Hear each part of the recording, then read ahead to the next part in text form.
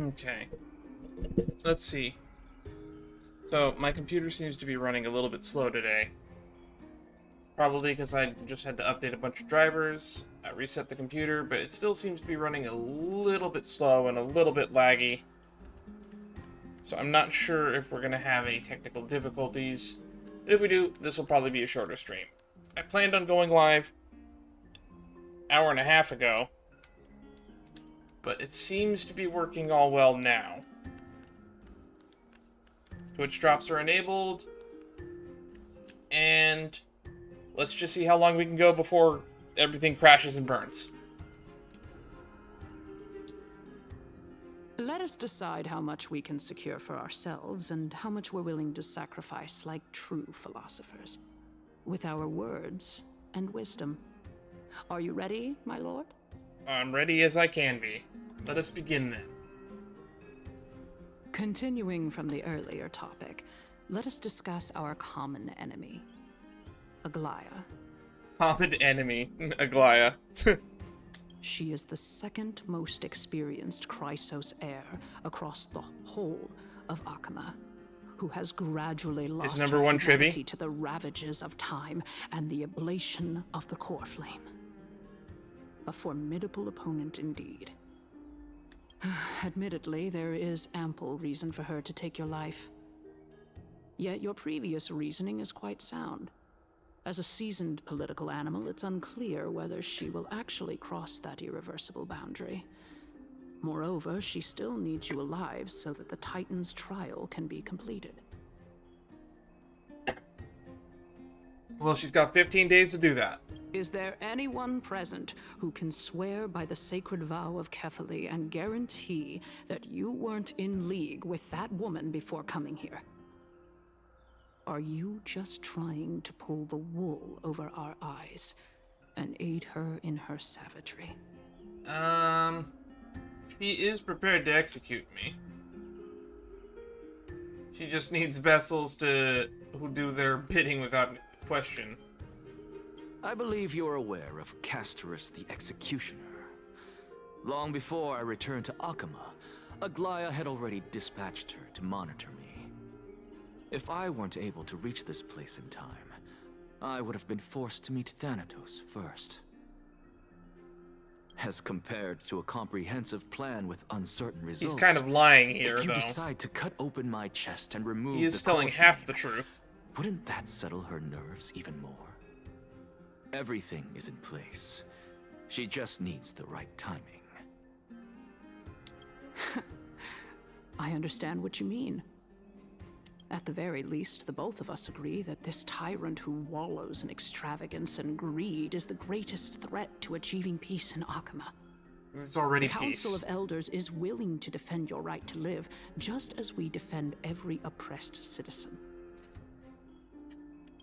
However, I regret to say that sentiments in favor of the Chrysos heirs and Aglaia are only growing in magnitude. The peace that we are aspiring toward, as well as everything that we hold dear, will be destroyed completely. I'm glad that my noise gate doesn't let you all hear my loud-ass fucking fan on the other side of the room. Because without it, it would be 115 degrees in this room. Oh, I think everything crashed. Pretty sure we lost footage there. Tell me, what are you willing to do for our esteemed citizens so that they can vanquish the enemies of our fine city? Okay, I'm gonna try to close out, and we're gonna try to start over, because everything seems to be dying. Tomorrow. Okay, so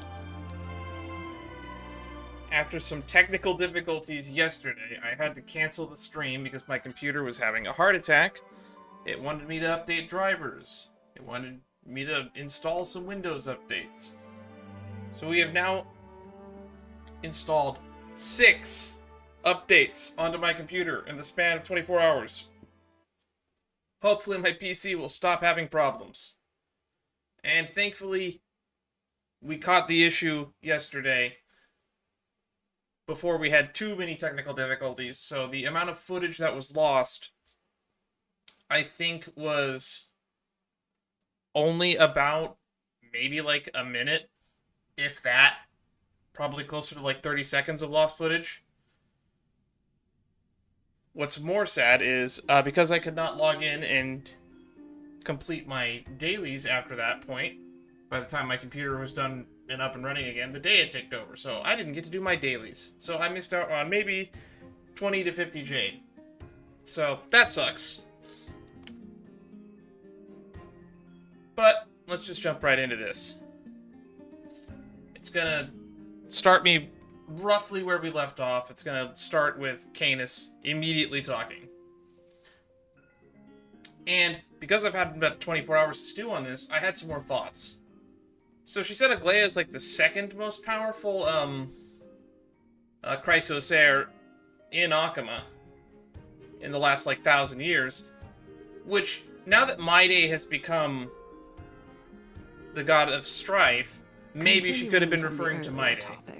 Let us discuss our common enemy. Also, I can't believe I didn't think about Cypher. Cypher, Aglaia seems to be hyping up a lot, so Cypher could be the other one. It could, I did immediately think it was Tribby, and it might still be Tribby. But then again, Tribby is a child, and also was kidnapped by Gradaros. So I don't know if a person like Canis would put all that much stock in someone like Tribby. So, it's probably Maide, but it could still be referring to Hyacines or Cypher. I doubt it's Phynon, even though the Aglaia thinks that he's perfect for whatever reason. Well, then again, she also maybe might be referring to Castorice. I didn't think about that. Yeah, the more I think about this, the less I realize that I'm actually set in my thoughts. She is the second most experienced Chrysos heir across the whole of Akama, who has gradually lost her humanity to the ravages of time and the ablation of the core flame. A formidable opponent indeed. Cool. Admittedly, there is ample reason for her to take your life. Yet your previous reasoning is quite sound. As Looks a like everything's political working. animal, it's unclear whether she will actually cross that irreversible boundary. Moreover, she still needs you alive so that the Titan's trial can be completed. I think I already said my thoughts about that. Is there anyone present who can swear by the sacred vow of Kefali and guarantee that you weren't in league with that woman before coming here? Are you just trying to pull the wool over our eyes and aid her in her savagery? Well, since I have to sit through this a second time, let's pick the option that we didn't do. We did this one last time, so let's do this one. If Aglaia required a suitably intelligent Chrysos heir, then I'm the best fit for her needs. However, it's quite evident that she has no need for a Chrysos heir who could break free of her control at any time. Since I believe in neither Titans nor the prophecy, there's no way that I would willingly walk on the path that she extols. Given how rigorously she enforces her principles, how would she ever accept a heretic such as me? I understand what you mean. At the very least, the both of us agree that this tyrant who wallows in extravagance and greed is the greatest threat to achieving peace in Akama. I don't agree with that. The Go Council on. of Elders is willing to defend your right to live, just as we defend every oppressed citizen. Oppressed by who? However, I regret to say that sentiments in favor of the Chrysos heirs and Aglaia are only growing in magnitude. The peace that we are aspiring toward, as well as everything that we hold dear, will be destroyed completely. The city will be burned to ashes, and the citizens' blood will be shed. Based on what? That's like slippery slope fallacy right there.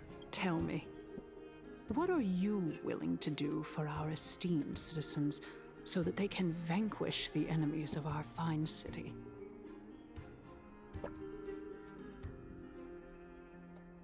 Oh, I don't think we got to pick an answer to this yet. Garnering my support is equivalent to garnering the support of the entire group. That's a lie. You're hated there. I will be one to shatter Aglaea's self-righteousness. Aglaea's authoritarianism, conceit, and arrogance have granted her unfettered control for the most part. Yet these traits are also her greatest weakness. If I can render her helpless by forcing her to experience the agonizing pain of betrayal, I am certain she will never recover from such a setback. Surely you don't believe that such a tiny betrayal will be enough to push her to her wit's end. I don't believe that either, to be honest.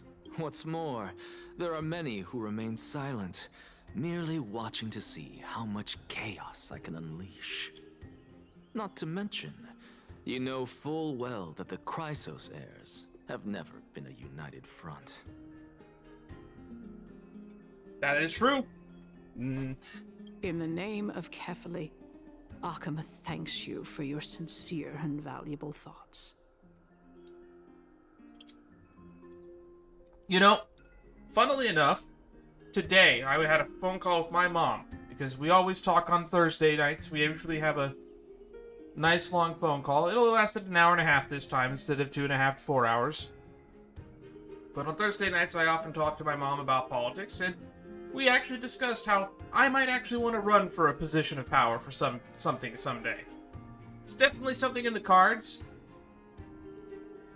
I think even recently in my district there was like someone who ran unopposed for a position. It would have been really fun for me to just put my name on the ballot for that. Just to see if I would even get close. At this stage, it's clear that you and I understand the benefits to be won from this discussion. Let me put it plainly. The Council of Elders has always been renowned for its fairness, and that fairness is built on a foundation of sincerity. The Council of Elders has vowed to all citizens of Akaba that it will always remain loyal to them. As for you, my lord, how will you guarantee that you will be able to live up to such earnestness and will not betray Akama's indomitable citizens when the opportunity presents itself? Just as you now betray Aglaea when it suits you. How absurd. My loyalty is unquestionable. Loyalty to whom? To science? Surely you jest. My loyalty does not need to be proven. The fact that the Council of Elders is asking for proof of my loyalty is itself akin to a form of betrayal.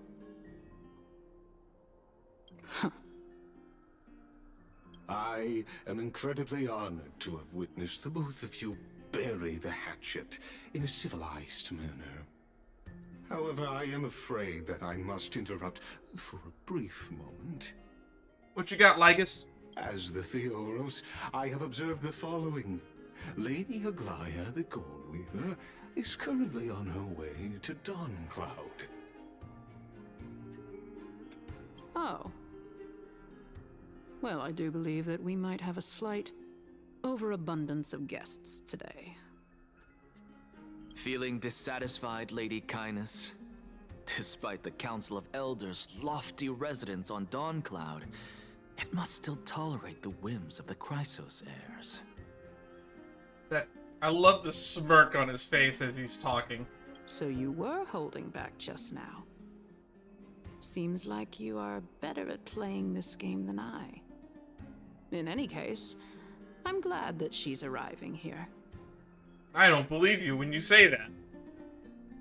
So tell me, Anaxagoras, now that you're an ally of mine, if Aglaea were to demand that I hand you over, what should I do? Good question. You can do as she says. Tell her that the Council of Elders merely wished to chat with me and had no intention of offending her. However, by doing so, the authority of the Council of Elders will be as thin as papyrus that has been soaked in blood. Not only can it be destroyed at the slightest touch, but the Council will also lose possession of a valuable core flame. No, more like 2 core flames. After all, Kefali's core flame is still here. At the next citizens' assembly, that young lady who is synonymous with death will also be standing on our side. Oh, you're gonna try to bring Castorice to the side of the council? Oh? How can you be sure of that? Is that of importance to you? All you need to know is that I have a plan. In my opinion, you should be more worried about the impending threat. I'm surprised he didn't use us as bait, like, Orynyx's core flame. I think that would have been a much more valuable chip to play. If Aglaia sees me in full view of the masses today, she could also dismiss the entire Council of Elders in one fell swoop tomorrow. If that happens, the discussion that we've just had will turn into an utter joke instead. He's right. If you do just hand him over with no fight to Aglaia, it basically makes the council seem like they have no actual power, and they're fully willing to just submit to anything that the Chrysosairs do. Or at least anything Aglaia does. Is this the outcome that you wish to see, Lady Kindness? Fine. I love getting I will bone in my handle this matter pepperoni. appropriately. Yeah, that's great. But you do best to remember this. Fool the people, and karma will be on your tail. I'll overlook it this time, but don't count on there being a next time. Okay, so she's not stupid, and she did realize that we lied a little bit. Unless, of course, you crave cruel punishment and consider suffering the perfect state to ponder the true nature of souls. Well, what do you know? That happens to be one of my rare talents. I can't wait till we hear what Cersei has to say about this conversation. We shall see, then. What does the Reason Titan think of politics in Akama? Here we go. I've got to say that you've managed to really impress me again. But shouldn't you be going after more? Fair point. Dying to know what I'm after, hmm? I mean, I'm the Reason Titan after all. It is in me to ask and seek answers. Reason is not wisdom, just a reminder to everybody. Easy there. You'll learn the answer soon enough. I don't play ZZZ, but somebody actually recently told me that Anaxagoras' VA is the same person who plays Wise in ZZZ, which I believe is one of the two protagonists in ZZZ. I don't play, so I don't actually know their names. I didn't bring it up with her, purely because she doesn't have the means to give me what I truly want. It's as they say, onlookers see most clearly. So Lygus is the one we were trying to impress with that conversation. The true masters of Dawncloud have always been the Theoros, who watches over everything. Oh, we actually just have an Anaxagoras in the story. I didn't even notice. I mean, let's just do that real quick. I can't believe it. I didn't even notice that they gave us an Anaxa. Ooh, that's cool. Alright, let's speak with Lygus. An expected visitor. Welcome once again. I like that he has like a set of arms grasping the hole in his chest. You know, you could actually skip all the pointless debate and come straight to me to seek an audience with Kefali. I have no reason to refuse you, do I? You may not, but Kindness has. Whoever gets hold of Kefali's core flame will get to rule over Akama. Well, considering Phynon is super heavily foreshadowed to be getting a hold of Kefali's core flame, boy, is this line gonna age like a fine wine. She's wary of me, so naturally I had to gain her trust. I would say that debate was not at all pointless. Very true. In my view, this individual has gone to great lengths to get close to Kefali. He might very well be plotting something nefarious against the Titan. Are you still willing to let him pass, knowing this? Don't ruin it, Cersei. Yes, very much so. All living creations are always free to visit Kephae's transcendent vessel. This comes with being the world-bearer. How convenient it is to be able to hear what they say. It is truly my honor to speak to a venerated Titan in person. You're kind of doing it right now. Please, go ahead. Let me join you both on this journey. Oh, a bygone myth tells of an occasion where Kephae once answered their followers' questions on the peak of the holy mountain. Go on. Their followers have since believed that scaling this Titan cliff is one way of being with the god. I mean, he is kind of imposing this That? close. It's not every day that you get to climb a mountain with Cersei's. You should sing me a hymn of praise. Titan hymns are beyond me. No, I couldn't grab the chest. Take this Yanis shortcut, and the long pilgrimage stairway will be waiting for you at its end. I have to admit, I never expected you to not ask me anything. Not even my motive. Because I know very well what it is you are after. As the saying goes, a gentleman helps others achieve their goals. I have a feeling that your theory will be validated at the end of this journey. I like this Lycus fella. I don't trust him as far as I can throw him, but I like him. How heavy do you think he is? Like 4,000 pounds? I believe Kephae will not deprive you of your right to ask your question, especially now that you're on the brink of death. You must be closer to Kephae than anyone else. Wouldn't you agree? I mean, you're the expert here. I hope things go as you say, then. Putting a child of justice into a farcical world is bound to turn it upside down.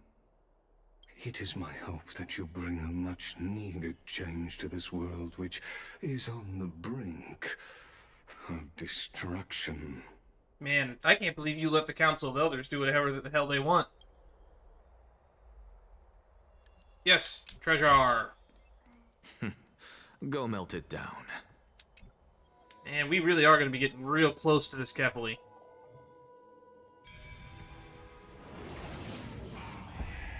Honestly, this is my first time going up to Dawn Cloud's peak. What a splendid view. Isn't it about time you recognize the magnificence of us Titans? I mean, when you compare yourself to Kephae, you look like a tiny, insignificant speck by comparison. Your giant tree body was kind of impressive, I'll give you that much.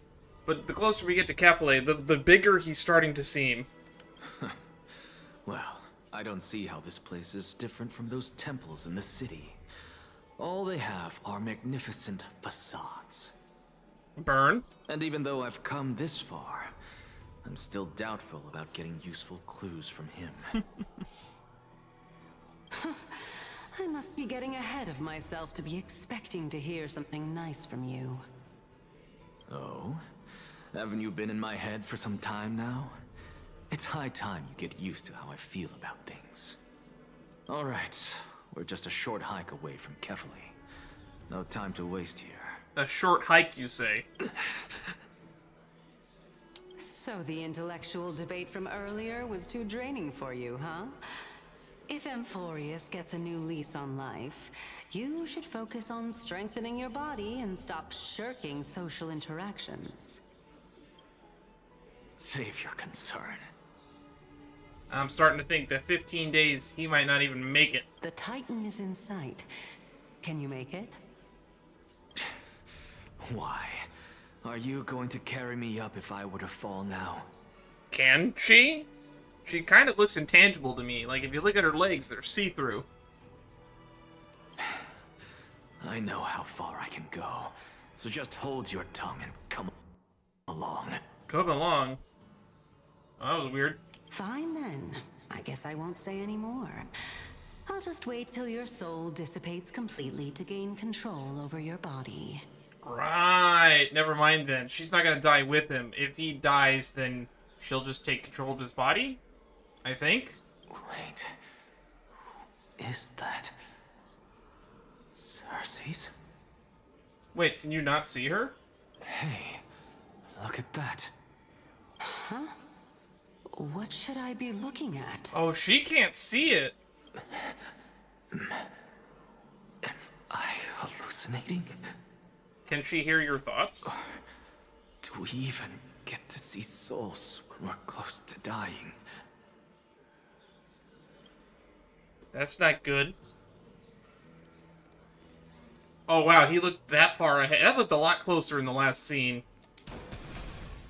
Oh? Why didn't you bring your favorite spear with you on this trip, Nias? Nias. I know I've heard this name somewhere. That was Nikador. It's unfortunate. The Black Tide destroyed every last inch of my calyx. Calyx. How could that be? Even a creation of Georios, from their prized ores and molten fire, couldn't escape the fate of destruction? Hey, Circe's. Do you know a certain Nias? Nikador. Nias? No, not that I remember. How did you even think up such a strange name? Really? She must be missing a lot of her memories. I just saw him. Nias. A warrior-like figure who was just chatting with you here. No, I have no such memory. Could you be hallucinating? I think he's seeing memories of the past. Sorry, illusions of the past.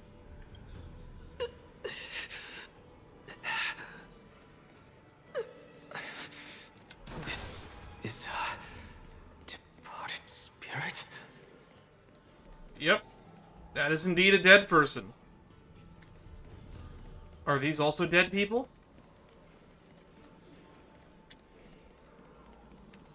Oh yeah, let's get a look at the big guy. Oh wow, we're right next to his head. Oh, here we go, more Nias. You two again. Enough about me. Did Kaos ever reply to you? Kaos? Who's Kaos? Well, regrettably. Is Kaos, Menestia? Seems like the price of becoming a demigod is a lot heftier than we thought. Chaos. Demigod. I've never heard of this person. Which Titan's authority did he inherit? That is a good question. Who's Kaos? I mean, we still don't know who inherited Talantin's will. So that's gonna be my first guess. Look on the bright side, Nias. Since we've come all this way, I doubt he'd snub his old friends, would he? Unless it's like Thanatos or something. Let's just hope we mean as much as the world to him. Hey! Are you seeing that same hallucination again? Why can't you see it is a better question. Yes. It's still you and Nias, but you're now talking about a certain Chaos. I'm guessing he's one of your companions? Chaos? This name sounds just as strange to me. Never mind. I think I know what this is about. If things are as I thought, then they aren't hallucinations, but the souls of people. Oh, so you're seeing the souls of people, but they're just appearing as other people. What? But if those are the souls of the dead, then what am I? That is a good question. Beats me. For all I know, You're just an illusion I conjured up in my dying moments. Brain in a vat logic right there. Let's just keep going. As long as I take in more sights. One of my favorite philosophers, hear more Rene stories. Descartes, I think, therefore I am. You cannot prove anyone's existence but your own. Know your limits. Wander too far among the dead, and even I might not be able to save you. Fine. If this is indeed as I thought, then this will be very amusing. What do you think? Share your thoughts with the class.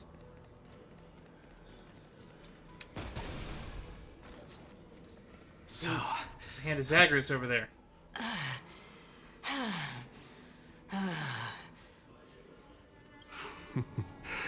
Can you keep going? Of course. I'm just... Frail? If I knew we had to climb a mountain, I wouldn't have come along with you. I guess this also counts as one aspect of the world-bearing burden. If Amphorius does have a next life, you may want to get your body in shape. Wow. That's funny given what she just said to Anaxagoras earlier. Now, if the Amphorius is in a time loop theory is true, these might not actually be past memories, but memories of the world itself. We might be glimpsing into an alternate timeline. Keep your sarcasm to yourself. I'm not getting anything of value from them. I would sooner throw myself off this cliff and hit rock bottom than exercise even a little. Ask her about exercise. I am Calypso of the eminent Seven Sages, after all. Training would make me no different from those Helcalithist barbarians. Calypso of the Seven Sages. Calypso. She's one of the Seven Sages. A member of the Grove? That was the name that she used when she was lying to us at the start of 3.1. No, she can't be. I would know her name if she really were one of the Seven Sages. Hey, Circes. Does the name Calypso ring a bell? Where'd she go? Circes? Uh-oh. That's not good. I think you might be getting a little bit too far gone now. Gone?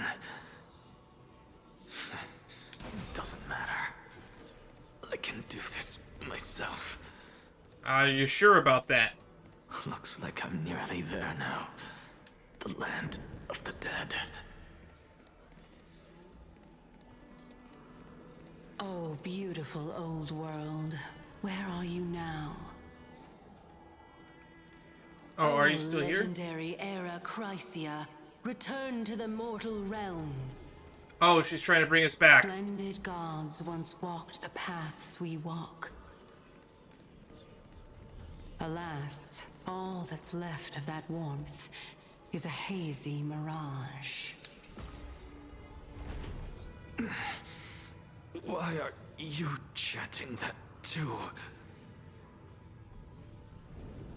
So you can hear her again. Are you gonna ask her about the Calypso thing?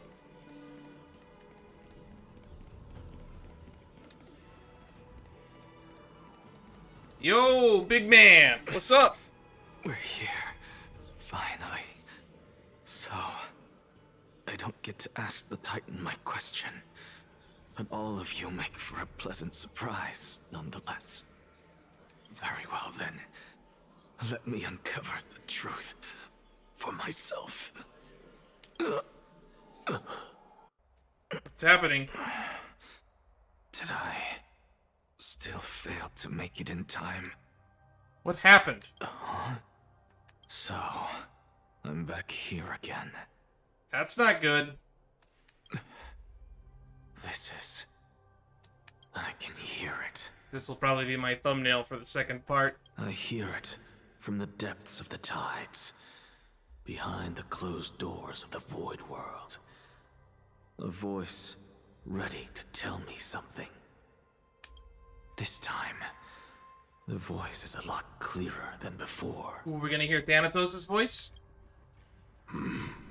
Nice! Oh. Oh, that's cool. Since we've come this far, let's just wait.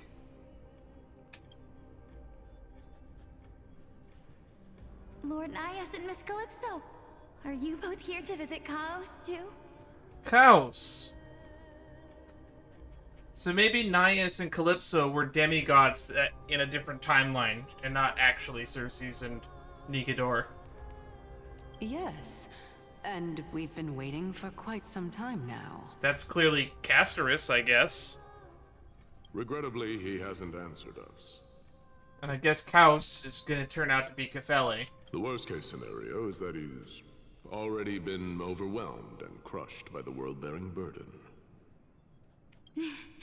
You're overthinking, Lord Nias. I can still sense Chaos' soul in the area.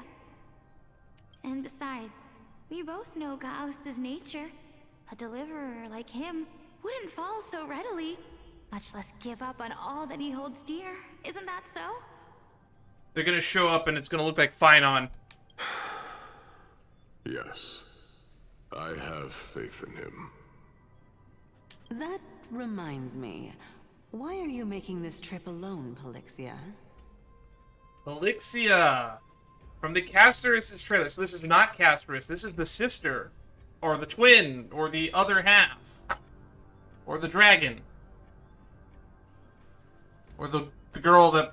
Or if we're going off the allegorical poem, the girl that will later be eaten by a dragon. And then alchemied into a dragon. Oh, my sister needs more time to make sure the flowers are fine. Such a pity.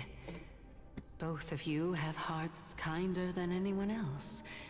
Yet you are born only to take over Thanatos' divinity. Everything that I see and hear this time has left me shaken to the core. What may seem like a mundane conversation is in truth a once-in-a-lifetime exchange that has revealed the ultimate answer to Circe's question. What exactly are we? The conjecture has taken shape and must now be solidified into a theorem. Next, I only need to seek verification from Kefele. By doing so, I can answer Circe's question and reclaim my body. But no, I will not do that. That isn't important. My life is not worth it. Progress and science. There is still more we must uncover. Because another one of my conjectures, one that I have always dreamed of proving, has been proved right this very instant. He's a new spiritist, right?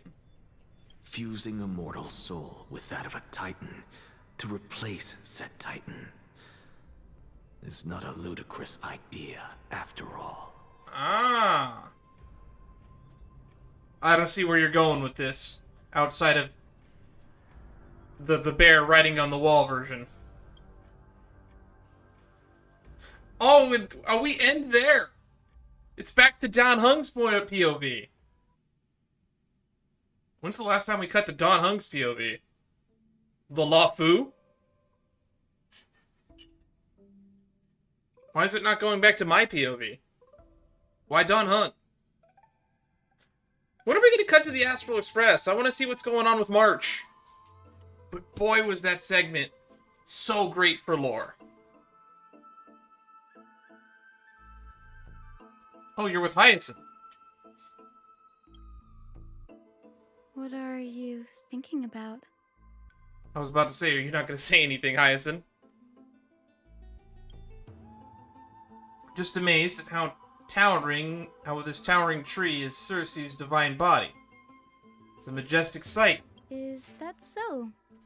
You don't look the slightest bit amazed, though.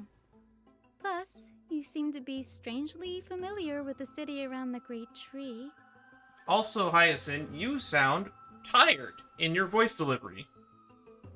Like you're yawning your lines out. Merely something from the past that I won't go into. Wait, has Don Hung been here before? Events of the past, huh? I was also a child when I looked up at Circe's. Their leaves and branches reflected the sparkling stars, and their trunk was like a pillar that supported the sky and ground. By the way, I know I've asked this question at least once before, but I just don't remember. Did we bother to ask anyone from the Xianzhou Alliance if they've heard of Amphorius before? Because they're like an 8,000-year-old society or something, right?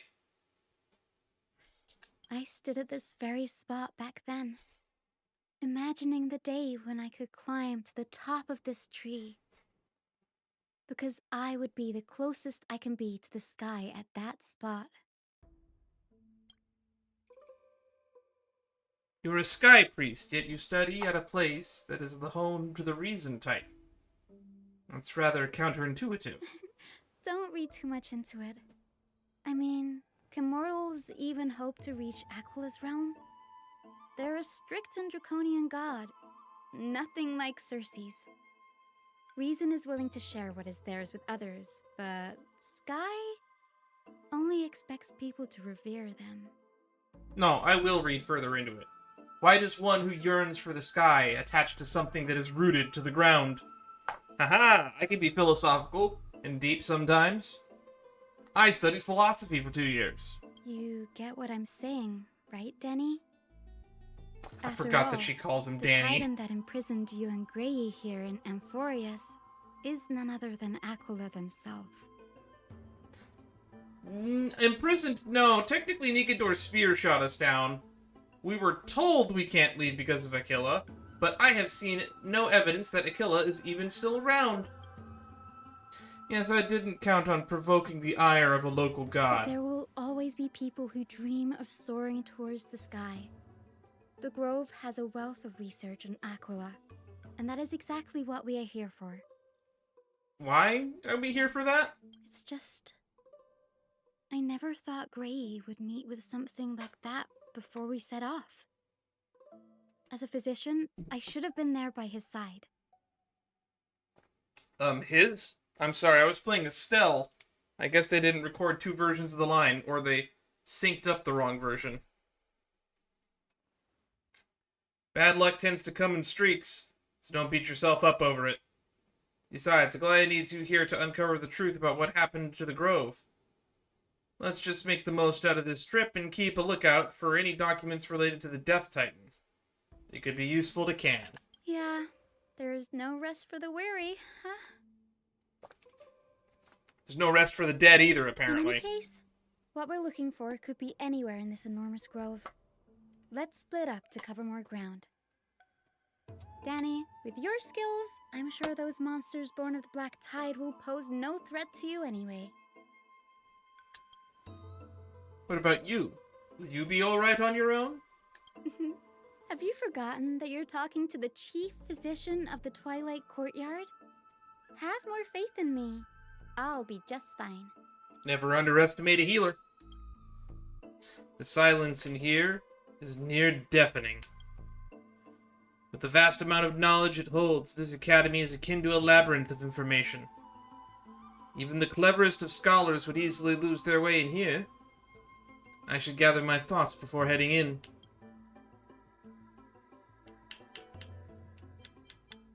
I don't know if I commented on it, but they said that they were going to make more of these types of dialogue trees moving forward, where we could skip all of it. But I want to talk more about these, because I like these.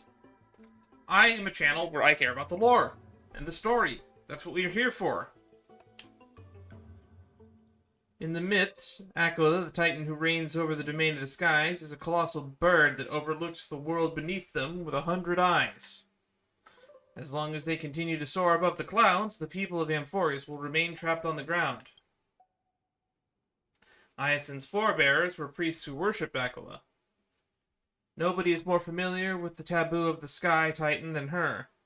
Seeing how Aglaya has sent her here as a guide, it's possible that she plans to have Hyacine take on a trial in the future. Amphorius' Titan mythology. In Amphorius, Titans are a common topic of discussion. People create myths that, in turn, conceive Titans. It's a tricky task to keep an objective view when among people of Amphorius. Is there a way to step out of the situation and look at it from a different perspective? I guess that's what the Newspirists were all about. Flame Chase Journey and the Prophecy. Oh! Oh, there's new ones. Titans and Aeons, Chrysosaurs and Demigods. Guided by the prophecy, the heroes are on a quest to reclaim the core flame and usher in an era nova. Their efforts have seen gratifying results to date. As I expected, the prophecy is the hardest to make any sense of.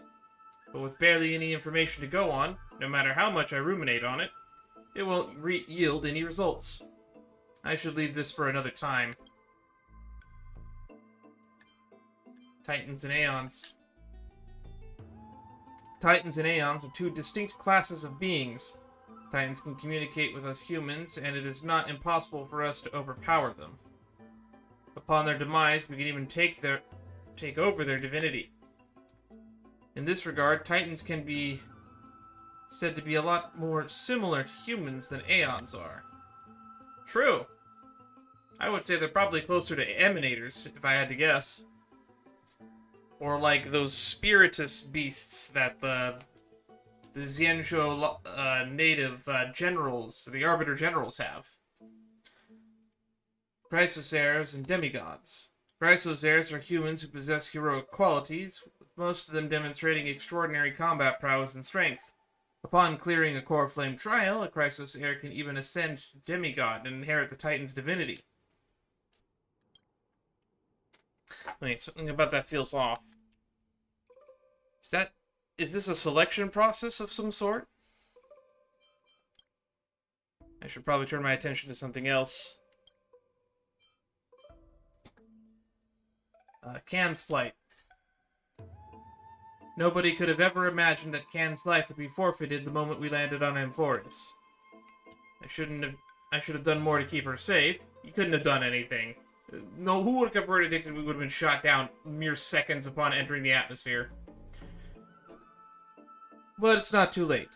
We still have a fighting chance. The unique rules that govern life and death in Amphorius might just work in our favor to save her.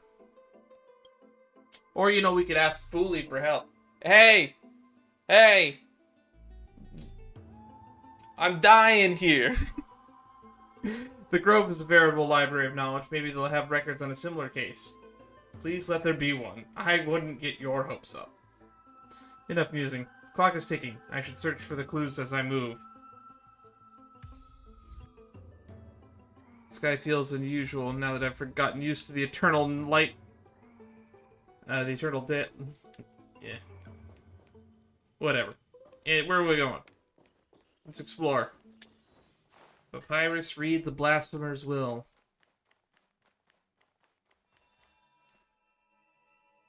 Black monsters are twisted in form, and their life is turned to ash together with their souls. It's impossible to figure out their form when they were still alive. These are the remains of the Black Tide monster. It does look different from Titankin from up close. They kind of look like Fragmentum monsters. Although people have told me they look like the, what are they called? The Ether thing? The Etherlings or something from ZZZ? Again, I don't play ZZZ, so I don't really know. What's that underneath it? A scroll? Scholars Debates 1. A recorded debate between a Venerationist and a Newspirist. Most of it is illegible, leaving only fragments of dialogue. Venerationist scholar. We all recall that the state that dared touch the sky. But what were they really? Just blind masses manipulated by ambitious politicians who dared challenge the Titan's authorities. A completely meaningless attempt, an absolute mistake. Huh, you Venerationalists have bowed to the Titans for so long you've forgotten the scholar's true purpose. Making a mistake does not mean the act was meaningless. Even those students new to the Grove understand this from basic logic lessons. An entire city-state reduced to ashes proved the skyship's construction was a mistake. To me, that's precisely the meaning they achieved through sacrifice. Am I hearing this right? Such a statement. Are you converting to Venerationalism? No, I'm simply examining the matter from another perspective. Federationist scholar. Legible content ends here. As expected, the Grove doesn't forbid discussions about the sky. It's a debate between two scholars about the sky ships. Glea also made mention of the ships when she interrogated us. A memory I'd rather forget. I'll hold on to this for now. With any luck, the journey won't leave us empty-handed. Empty-handed. Empty-handed. Hyacine, you doing okay? That's Hyacine. Why is she surrounded by so many monsters? As much faith as I have in her, it's probably a good idea to help her out there. Really now? This is way more trouble than I could have asked for. Isn't that what we just said? Need a hand? Or you could sit back and watch. Do you want me to? I will. I can't tell if you're serious or not, but being hard to read isn't without its perks, I suppose. I'm kidding, Danny. Lend me a hand, pretty please. All right, now let's get him. All right. I guess we gotta force some combat into the story, or people will get bored. And I think this is the first combat we've had in the entire story up to this point. Harmony and unison. I underestimated you, Clara. I think this team is fine. This place is practically in ruins. What happened? There shouldn't be this many monsters here. The Black Tide is remarkably quick to detect the light of Amphorius. So or rather, the blessings of the Sky Priest in me, might have unknowingly called them to me. Then why the hell did they send you with me here? Anyway, never mind that for now. Here, you might want to have a look at this. I found it around here and thought it might be of interest to you. It would be of interest to you, too, at that point. Scholar Debates 2. A debate record between two scholars. Most illegible... Yeah, right. Fragments of dialogue. Euthropro. That was Anaxa's teacher, right? Well then, enlighten me. What exactly do you mean by examining from another perspective? Oh, this is that scene that we saw from in Anaxa's story. Simple, you see. When we stand normally, the sky is above. When we stand on our heads, it is below our feet. Huh. I don't even want to know what kind of situation inspired you to make such exalted theories. Is this a reference to the fact that Odin is, like, lost his eye and hung upside down from the Yggdrasil tree? Is Anaxa gonna hang himself upside down from the Titan of Reason's tree? I don't even know what kind of situation inspired you to make such an exalted theory. By the way, I have a student who loves to write satirical comedies, and once wrote about a fool who could not figure out a question no matter what. As I said, there's no reasoning with you venerationalists. You're like Dromus, huge, yet always gazing downward, at the earth, while I want to be the wasp that stings the Dromus. What if that state tyrant's defeat simply proved that among all paths lead to Aquila? The skyship was the wrong one. Anaxagoras, you impious blasphemer, mark my words, you will eventually answer for your sacrilege.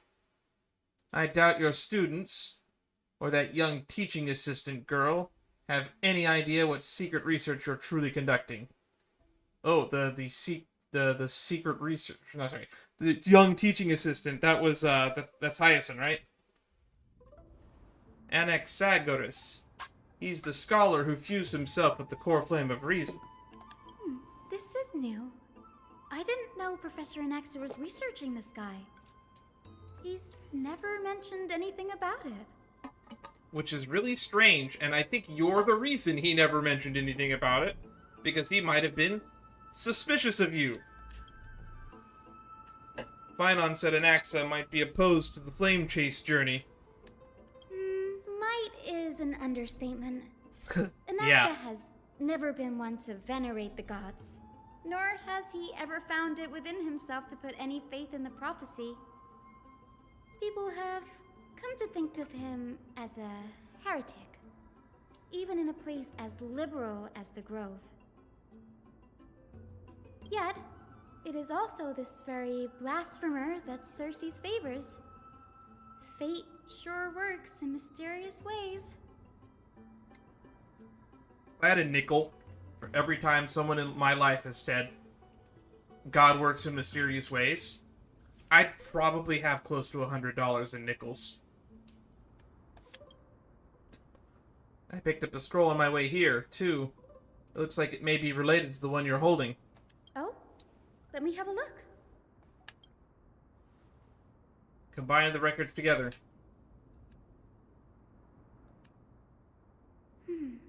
By the looks of them, these scrolls are records of two conversations that took place in the same setting, one after the other. Who recorded these? There's still much I don't know about the Grove. Do you mind if I ask you a few questions? Sure, go ahead. Who are the Venerationists? The Grove of Epiphany is home to 7 schools of thought. 7? While all 7 schools are founded on the ideologies of Thalesis, the first scholar, each is unique in its own way. Among them, the Venerationists revere and worship the Titans the most. Got it. They venerate the Titans. Makes sense. As Venerationists. the sage of the Venerationists, Euthyphro has always been at loggerheads with Anaxa. Euthyphro. If we were to place the 7 sages on the scales of Talanton, Anaxa and Euthyphro would be placed on opposite sides to achieve balance. Wait, was Anaxa one of the 7 sages? I don't remember. A very illustrative explanation. Thank you. Was it a mistake to build the skyships? Nearly everyone in Amphorius has heard the story of the skyships by now. Aquila's stature is loftier than the heavens, and their divine retribution is merciless. That's why it's no use building giant skyfaring ships. Oh, but I do wonder if a supercharged mini Treaty cannon could slip past their watch. Ah, so you do see what Anaxa was getting at. That was a joke, right? No, I think she might have been serious. What was Anaxa's field of study? Newsporists primarily study the application of alchemy in soul repair. Newsporists. Everyone considers Anaxa a blasphemer, but that has never stopped him from sharing his ideas, no matter how taboo. If you must say that he's hiding something, then it's likely what lies beneath his eye patch. Yeah, he's hiding a missing eye. Anaxa often says that every failure brings us one step closer to the truth. True dat. Perhaps, to him, the crash of the skyship carries a different interpretation. The firmament is not impenetrable. On the contrary, it was precisely because the skyship represented the first step toward breaking free from the shackles of the earth that it provoked the wrath of the Sky Titan and brought divine punishment upon itself. It's a shame that the majority of the Grove's research on Aquila was headed by the Venerationists, with sacrificial rituals making up a predominant part of their findings. Why? Discourse about more esoteric subject matters in relation to Aquila dwindled even further after the skyship incident. So much so that even the scroll is completely new to me. Don't worry about it. We'll just collect everything we can on the Titans for now. Something else that caught my attention, though. This says that Anaxa is conducting secret experiments of some sort. That's what I'd like to know. What are these experiments he's involved in? Even I, the assistant lecturer, know next to nothing about them. I have a bad feeling about this. Could there be more to what happened at the Grove? Take caution. This is the Library of Philia, a place where the Grove stores its collection of tomes. It's got like the weird beating heart thingy that makes me feel uncomfortable. Other than books written by the 7 schools, you can also find philosophical texts, ballads, and religious writings from the Outlands here. Cities that desire to learn from the Grove were apparently expected to contribute knowledge of equal value to what they sought. We've had more than our fair share of hilarious episodes over the years. For instance, it's said that the Erythrocheramists once borrowed a manuscript from a certain author, but ended up returning a copy instead of the original. What's more, the original manuscript was supposedly then hidden here. That is a really weird story, and I don't see how it's important. It doesn't seem like a nice thing to do. Nice? No need to hold yourself back, Danny. You can just tell it like it is. Their behavior was no different from bandits. Well, if you don't mind, did the Grove ever rob Castrum Kremnos? Whew. You've got me there. Some said you couldn't even find a dictionary in Castrum Kremnos, so I guess they were spared. Was that a joke? Was that like a joke at Maide's expense? There are too many books in the Library of Philia. Flipping through them all will take too long. Why don't we use the Biblioslate to search for the texts we need? We can bring them back to Akama for reading after that. The Biblioslate? Like a computer? Or a bibliography computer? Great, this place isn't safe. We should leave as soon as we're done. There are still several more scrolls strewn all over the place. I'll gather them while you pull up those texts. This way, nothing will be overlooked.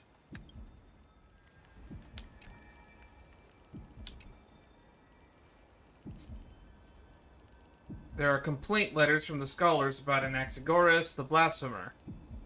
There's a thick stack of letters. Based on the dust accumulated on the perfectly intact seals, the complainee did not even bother opening them and just chucked them aside into a corner. This is about Anaxa. I should read it. Hyacine, you should come have a look too. Ugh, it's so dusty in here. Whoa, are these all complaints about him? I can already see what they must have written. Anaxa has no respect for the gods. His very existence undermines order in our society. They're probably all things like that. Does Anaxa hold that much influence? Why else would they call him the Great Performer? When Anaxa established his school of thought, the first thing he apparently did was read his own work to everyone. That's funny. Are the Titans truly an accurate reflection of what humans think gods should be? Worlds created by gods are indubitably perfect, but what of Amphorius? Only foolishness and insensitivity everywhere you turn. Kind of an uncanny impersonation. What happened after? They marched him straight to the seat of judgment before he could finish. Wow. Rushed off the stage, huh? Though what he took on in the end was more of a debate than an actual trial. He had to address every one of the scholar's allegations, or face expulsion from the Grove. I mean, he had a better deal than Socrates did. That blasphemer was forced to drink hemlock. The first allegation was... Do you agree that since the Titans created the heavens and earth, so the mountains, rivers, and seas must likewise be their creations?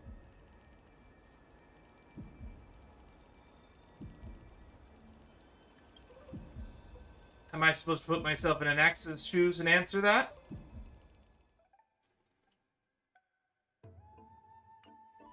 No.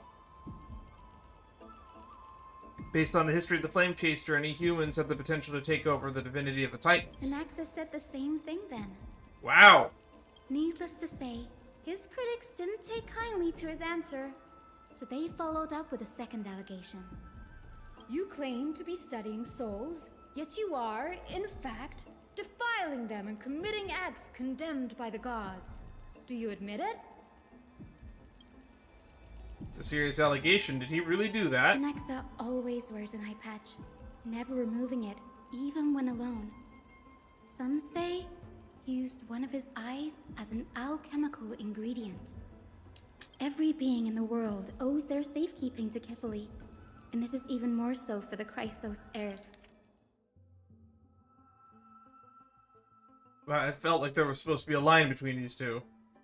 Heirs who have divine blood coursing through them. If he has really done something of that nature, then it'd indeed be sacrilegious. Can you heal his eye if he did? Thankfully, they had no way to prove it, so it amounted to nothing more than an allegation in the end. One by one, Anaxa engaged in wars of words against those who would challenge him. Toward the end, a scholar asked him, "Anaxagoras, have you any respect for the gods?" No. It was only after a brief silence that he answered, "I have never denied that titans are meant to be noble constructs." What he didn't say is that the Titans are not noble. Rings louder in this case. Yes. I'm not sure how that controversy was eventually resolved. But what's for certain, at least, is that Anaxa was allowed to stay in the grove where he continued his research, despite being regarded as a heretic. By the way, this stack of complaint letters has reminded me of a place in the grove.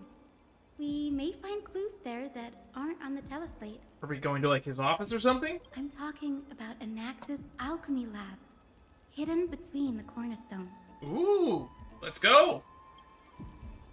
Given the Grove's meticulous approach to archiving, could there really be such an oversight right under their noses? It's a well-kept secret. Among the 7 sages, excluding the nominal chief sage, each has a private sanctuary where they can conduct research undisturbed in their free time. Even the administrators of the Library of Philia are restricted from accessing those places and documenting the sage's research. But with the grove in this state, I'm sure Anaxa won't be mad even if we sneak into the lab for a short while. If it's secret, why do people know about where it is? This is the place, but where is everything? But this is supposed to be his office? This is just like a room between 2 hallways. Materials for alchemical experiments, matrix diagrams, and even the seal to the lab.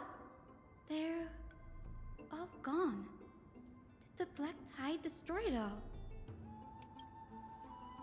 I wonder why we didn't see any defense mechanisms along the way. Have you ever been here before? No, not even close. Not only are alchemy experiments high-risk activities, but Professor Anaxa also has a penchant for using bizarre materials. Students often saw him walk in looking right as rain, but come out covered in soot with his hair singed. Naturally, no one dared to come near this place. Huh? That bookshelf over there seems to be the only thing still intact. I'm kind of a little bit annoyed that they're reusing this room and just saying it's a different room than when we came through here the first time.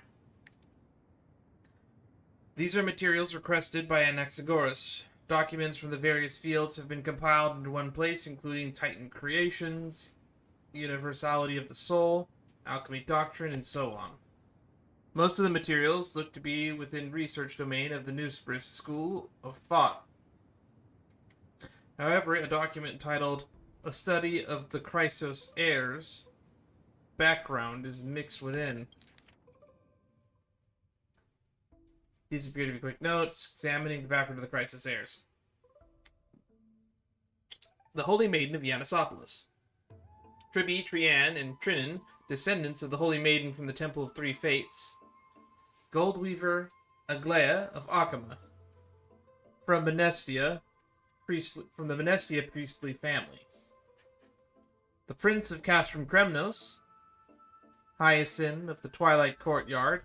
All of their ancestry have varying degrees of connection to the Divine Titans and of their divine authorities. Does the golden blood come from the heritage of the priest families or the royal bloodlines? I myself show no such connection.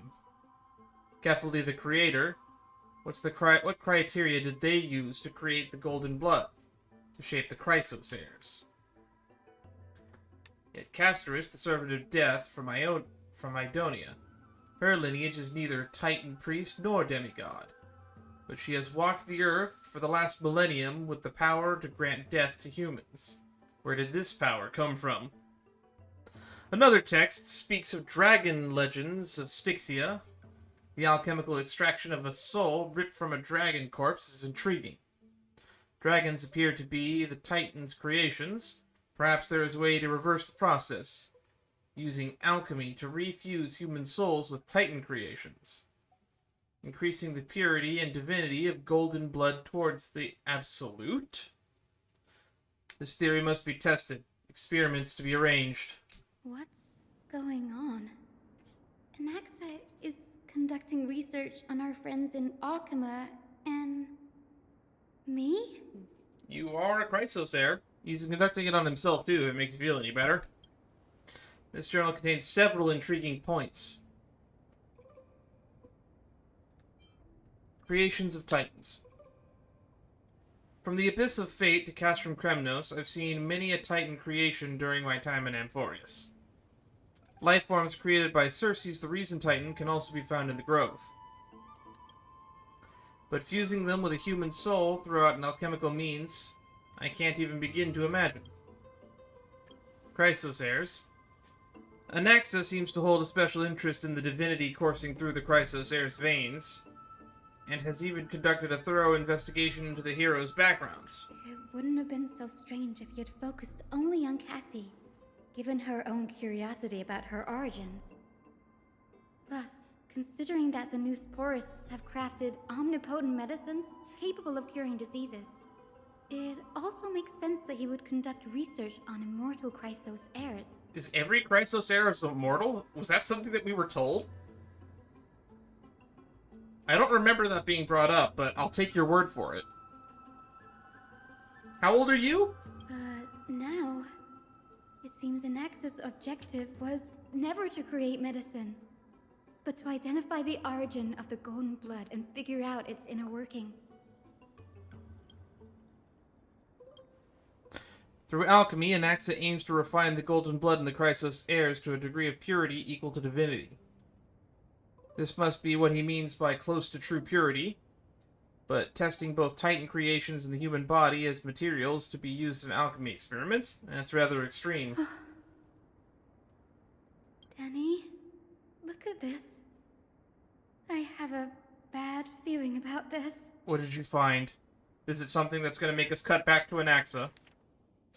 A hastily written journal, too. These documents appear incomplete, judging from what's left behind as important alchemical formulae that have been taken away. Only the author's reasoning remains. The previous approach has flaws. Fusing human souls with Titan creations does not purify golden blood. Even pure Titan creations are contaminants to the Chrysos heirs' golden blood. Soul fusion between humans and creations merely repairs impurities of the soul, or maintains a connection to dying souls. While creation myths tell us that Chrysos heirs and other creations were all made by Titans, their nature differs fundamentally.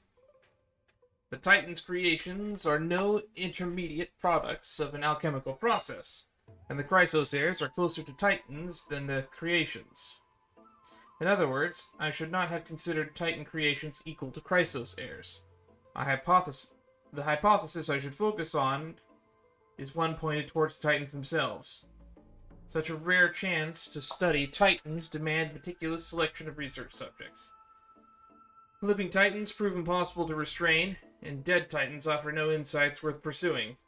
But dying Titans, they have perfect research subjects. That's why he's going to meet up with Kefali. Only by understanding the fundamentals of creation can we ensure perfection. At the moment of everything's birth, through my own hands, I will melt a Titan and reach the true essence of the soul. Do the Titans bleed gold? My biggest fear. It's come true.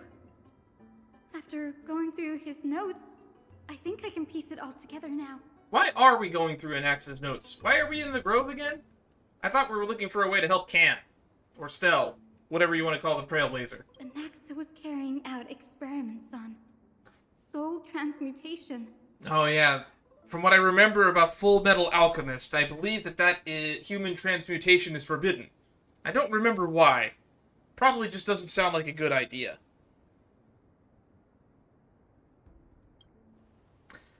Do you mean that he's trying to reconstruct human souls alchemically? Yes, this is what he was secretly conducting research on.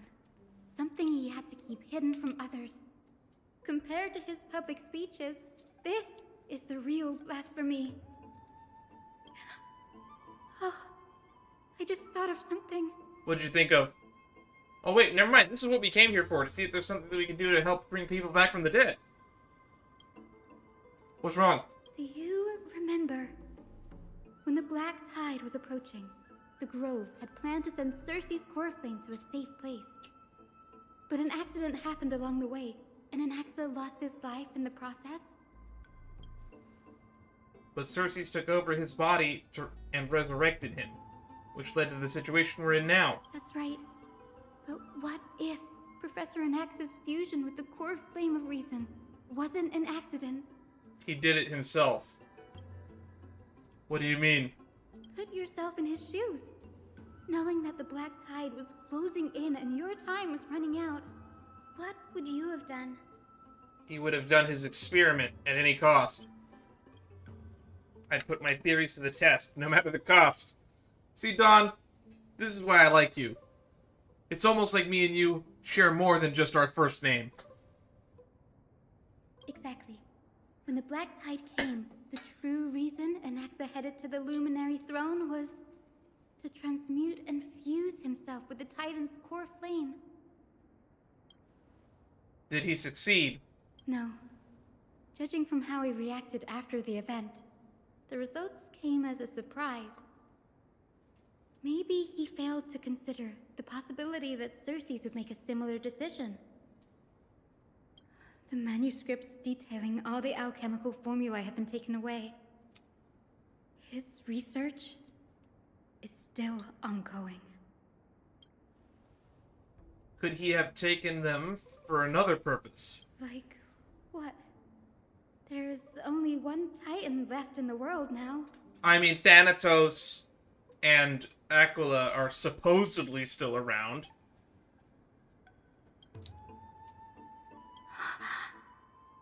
Thank you for catching up to my level, Hyacine. Unfortunately, it's not that I'm smarter than you. It's that we saw Anaxa's POV before this. And, narratively speaking, I think it would have been infinitely more interesting if we got this plotline first. Minor nitpick. Just a minor nitpick. No. No way. He's gonna fuse himself with Kefali. To conceive of an entity of perfection, one must first understand the principles of creation. If Anaxa is an Akama now, then that means... He's after Kefali.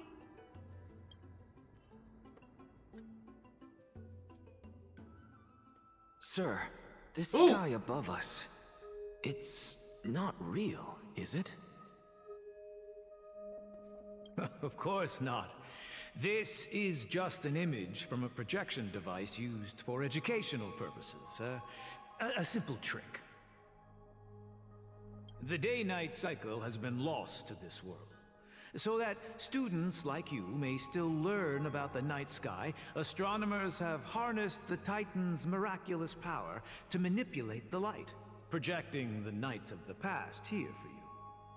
Much like how the sky above the Holy City is also illuminated by Kefali's dawn device. So they're in a planetarium. Got it.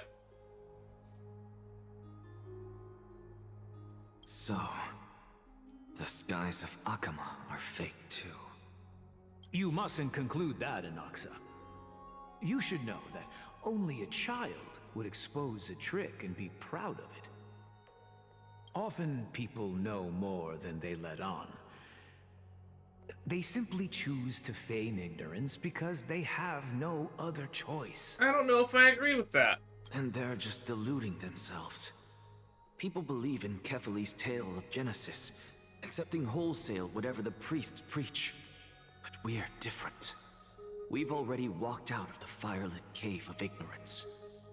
The cave is a reference to Plato's cave, which, fun fact actually, I believe, what was it, the name of the soundtrack the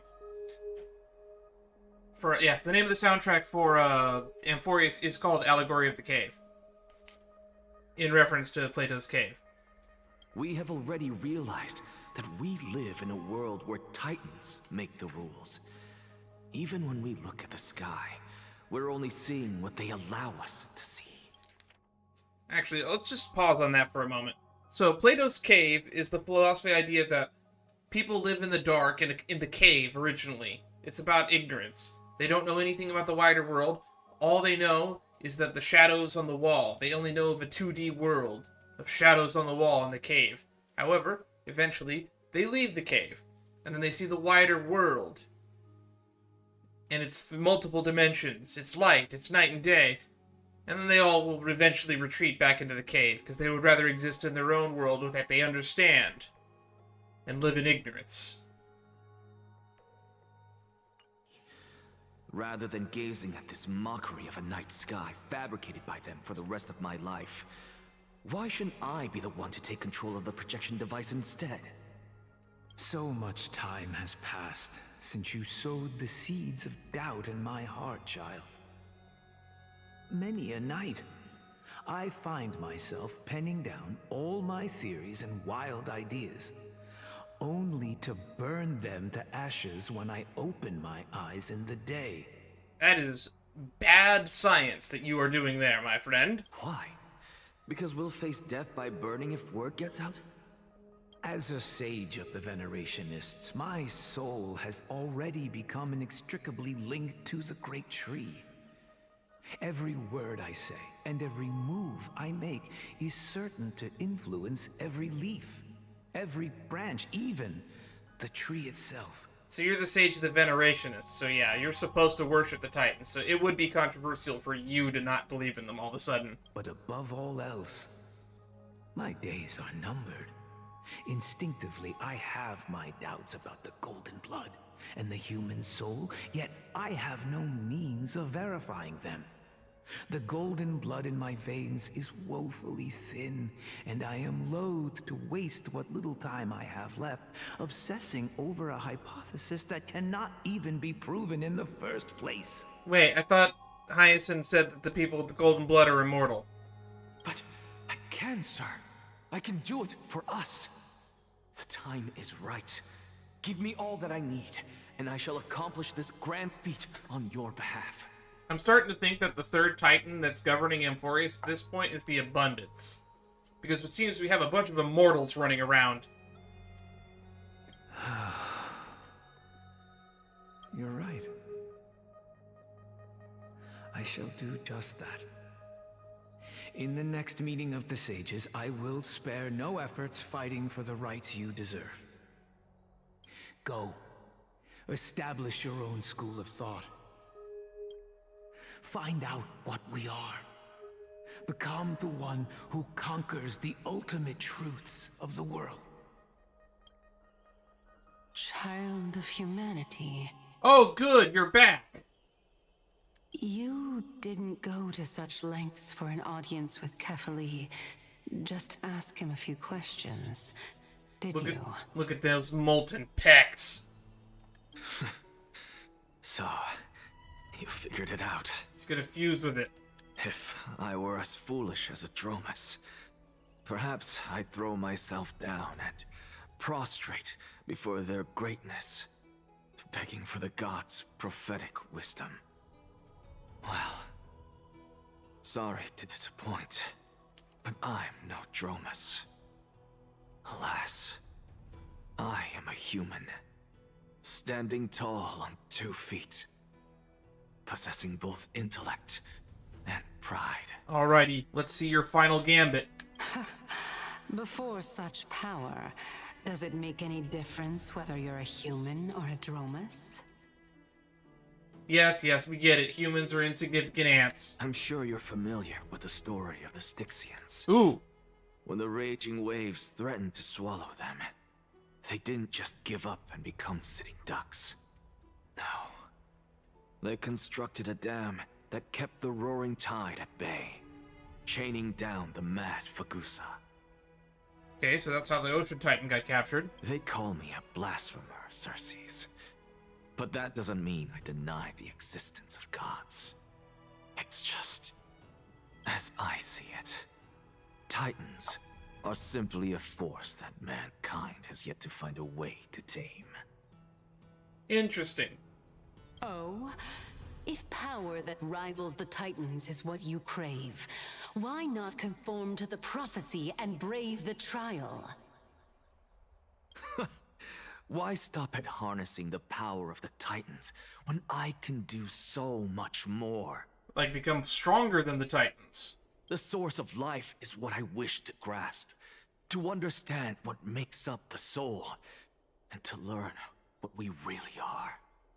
Thanks to you, I've had the chance to personally verify, in more ways than one, that the soul indeed ceases to exist in death. But where there is death, there is life. And where there is an end, there must also be a beginning. Okay, now you're just giving circular logic. Where are you going with this? How then is a soul born? That was the only unknown variable left in my calculations. That is a good question. I don't know if we have a good answer for that even today. Every religion seems to have their answer to that. But we still don't really know what the soul is, if it exists. And by the sound of it, you have already formed a conjecture. No. I have already drawn a conclusion. In my journey unto death just now, I finally saw the answer with my own eyes. Professor Anaxa, Oh shit! When did you get here? I'm here. Her life hangs by a thread. I must ask you to refrain from taking any unnecessary steps. Of course. I'll bring this to a conclusive end, and give you the answer you so desire. He's gonna run up and touch her, isn't he? However, in accordance with the principle of equivalent exchange, I must also demand from you what I need. She's smiling. As you wish. Don't you care to know what the price might be? It's a matter of uncovering the truth about the Death Titan and her survival. The things we do for love. I mean, not dying. This may be the only time I can ever save someone's life. There is no need for me to think twice. You've lived for thousands of years and you've never saved someone's life even once? Wow, your life is depressing. I see. In that case, let the show begin. Was it cutscene time? Or we're gonna get another speech? Indulge me. Am I correct to say that you intend to prove Thanatos' whereabouts and prove the nature of our existence now? That's a lot of proving all at once. Before I begin, I must confess I had been stuck in a cognitive trap all this time. Oh, gotta love those. So I have a rock and a wrench As in the unrelated glass. as these two No, we're not doing logic puzzle. propositions may seem at first glance, they are in fact logical equivalents. They are merely two different ways of telling us about what the soul is at its core. The reason I say this is as I've mentioned earlier. The answer was hidden in my journey unto death. So I'm guessing there's like a world parallel to Amphorius or something? Is that what you're getting at? Anaxa, you were in the Netherrealm? Yes, I am but a living dead man now, but that's not important. What truly matters is, I overheard a conversation between heroes. Yeah, he saw Calypso, Naias, and Polyxia. That's not all. Remember how I said you were a part of that conversation too, Circes? And I've told you that I have no recollection of such an event. That was likely just an illusion conjured up by the mind of a dying man. Okay, are you gonna ask her the Calypso question now? Of course you would remember. Because that wasn't you. That was Calypso, one of the 7 sages of the Grove. Calypso? You were there, Castorice. Huh? Oh, that's the name I made up on a whim when speaking to this girl. How do you know of it? And surely you jest. Don't you think I, of all people, would know if that were the name of one of the 7 sages under the shade of my tree? Don't you claim to know the Grove's past like the back of your hand? He's one of the 7 sages technically now. It seems you've lost even the memories seared into your soul. Use your head, Circes. Since all of this took place in the realm of the dead, it stands to reason their likenesses are of souls from the past. The living cannot step foot into that world, so who could they be? Think about Calypso. Why does she share your likeness? Yet you have no idea who she is. She was the previous Chrysos heir that became the Titan, that is, Circes. The answer is evident, is it not? We're in a time loop, or a cycle, I guess you could say. A cyclical cycle. Those fallen heroes are the mortal incarnations of the Titans before their ascensions to godhood. That, I guess that makes the sense gods too. aren't master creators born out of thin air, and they are no different from humans, because they all evolved from one.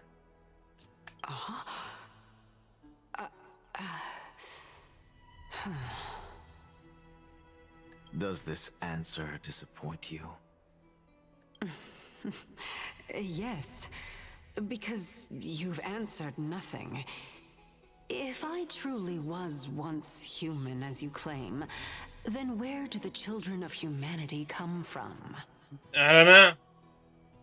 Gotta ask the big guy over there.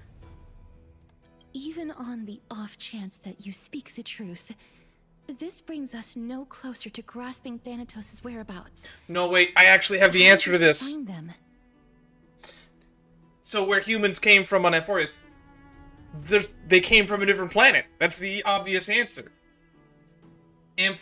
Amphorius might not be all that old.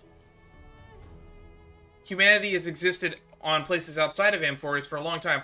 Also, there's people like Castorice that are not the same species as everyone in here. She has elf ears. Tribby has elf ears.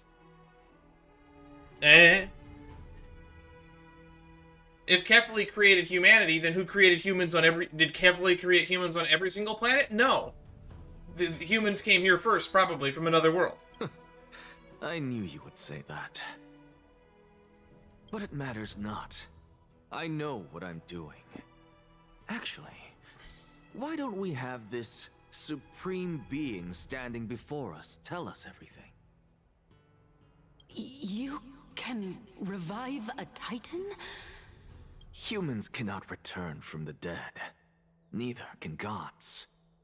But all we need to do is look at this from a different perspective, and the problem will resolve itself. The solution is simple. Just like what you did to me. We just have to fuse somebody with Kefali. If I'm reborn as Kefali, I can rebuild the world and all within it as they once did. Simple, is it not? I don't think that's as simple as you make it out to be. It's actually quite convoluted when I think about it in my head. In the meantime... I have news from Hyacine and Danhung.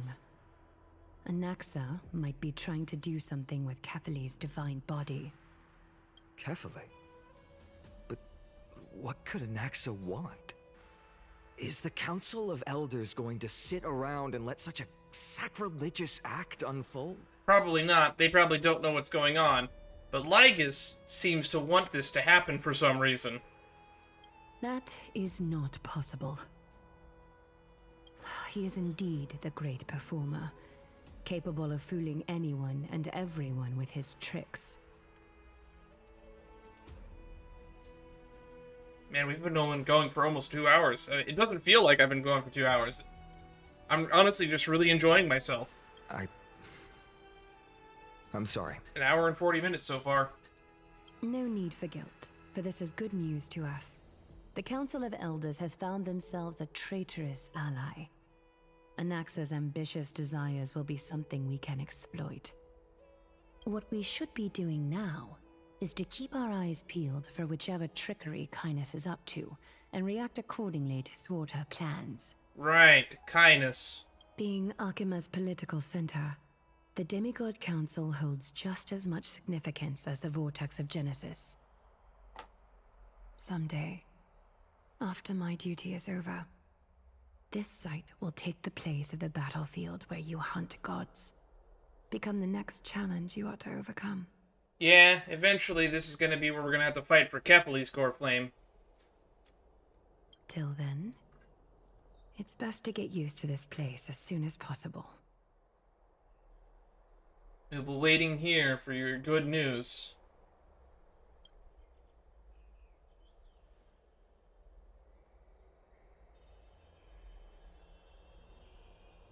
Preposterous! The Christos heirs only have their standing because of the Council of Elders. How dare they trample over it? Okay, I thought the game crashed. We're good. Wow, these people are shooting daggers with their eyes. It's been a while. Hey, Gretaros! Hello, Oleg of Amphorius. Oh, that's funny. But we never met. What is that supposed to mean? Is this really the sort of person that the young lord praised as a ferocious warrior? It has indeed been some time, Lord Gretaros. What brings you here in such haste? Shh, keep it down. Be more vigilant. See those duplicitous dogs over there? They do the dirty work for Kindness. I've already ordered my people to hold them back, but we should still lay low. Unless you're itching for a bloody fight to get a workout in. I mean, we've done exactly one combat encounter in what is effectively 4 hours of gameplay, so... I mean, I guess we could get some workout in. We can get a bloody fight and a workout in. My bad. So, did something happen? Did you hear thunderclaps last night? It would be hard not to notice thunderclaps in broad daylight. No, I'm a heavy sleeper. Hooray, it's Acheron! Someone's coming to save us! We did technically sleep till the end of the Heat Death of the Universe, when we installed a new bed in our bedroom. Thunderclaps are beacon signals of strife. They are a message from the young lord. He threw a spear bearing several words at Akama. Watch out. The Flame Reaver is back. Oh, this fucker!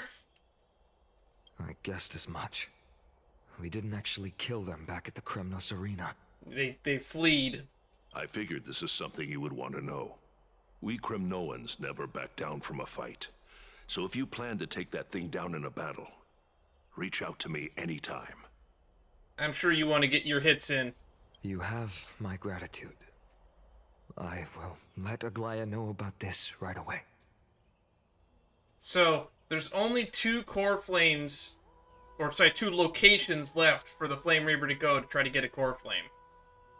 Because at this moment, every single core flame that he's going after, except for 1, or I guess 2, we don't know where Thanatos is.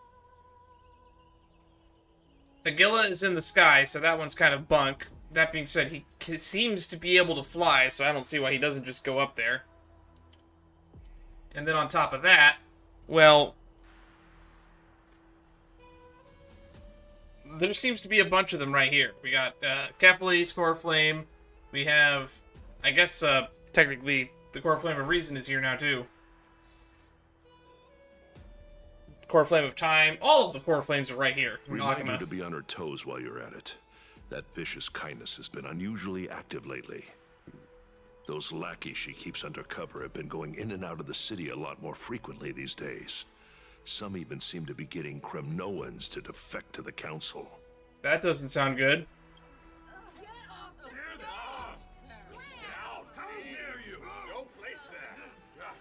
That's... Looks like you can see it for yourself. We should get back. Thank you for the intel, Lord Crateros. We will pass it on. Hooray! We are back to playing as the Trailblazer.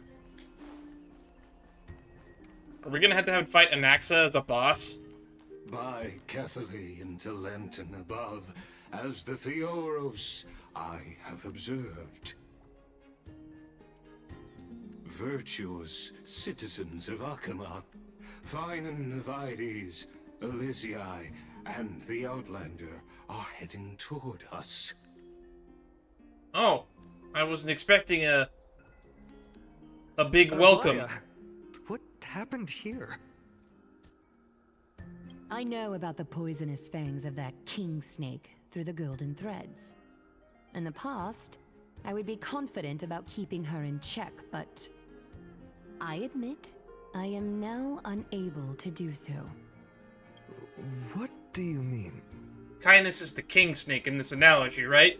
It is no longer about eloquence or arguments. I have been a demigod for far too long that I hardly have any humanity left. Before I realized it, I have become no different from these hypocrites, no longer capable of relating to the people.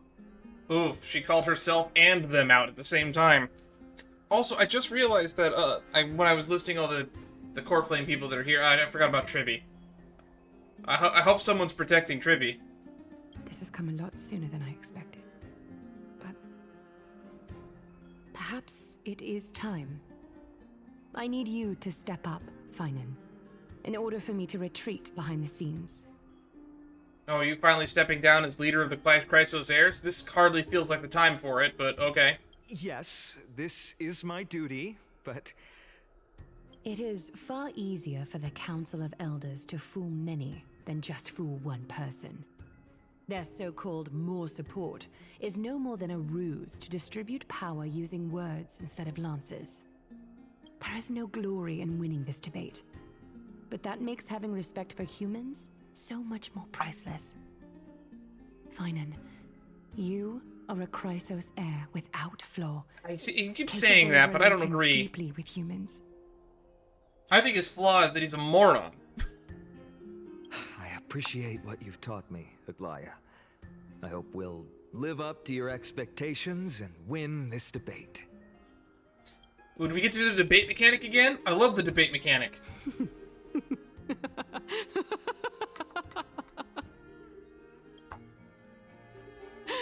Oh, you've done well, Lord Calictus. Let me take over and personally close this debate for today. Calictus. So I guess Aglaya was getting her ass beat in the debate. Got it. Let it be known that I sorely miss the blissful times portrayed in lyrical poems. Back then, Amphorius was home to nearly 1,000 cities, each with their own local faith, while gods walked the earth and shared close bonds with humans. Mm-hmm. Go on. Yet, in the present, people from all over are forced to leave their homeland to seek refuge in the holy city, where they hope to rest under Kephaly's protection. All of us have long been in the same boat, with no way out of this plight. We didn't have a choice in the past, but now, the Council of Elders brings to the table a new possibility. All I have left is one question for you. Would you rather strive toward the unheard of Era Nova, or return to the prosperous Era Chrysia of our past? Make your choice. What if one of those is not possible? I'm not gonna say which. Now, which of the two would lead mortals to an ideal future? If it's possible to bring Era and Chrysia back.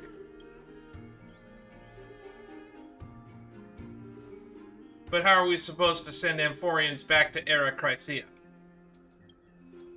We all know that Era Chrysia is a thing of the past, Lady Kindness.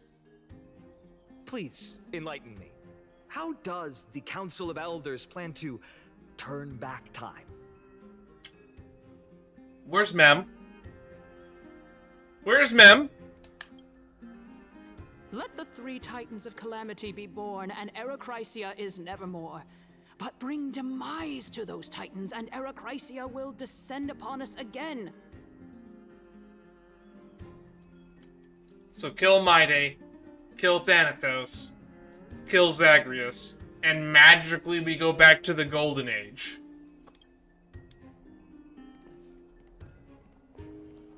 Know that the Council of Elders is never one to make empty promises. Look at who we have on our side. Anaxagoras, one of the Grove's 7 sages, and Castorice, Idonia's goddess of death. I thought it was the Holy Maiden of Death, but Goddess of Death sounds like a little bit uppity of a title. With the help of these 2 heroes, I can promise all of you that Erechrysia will exist once more.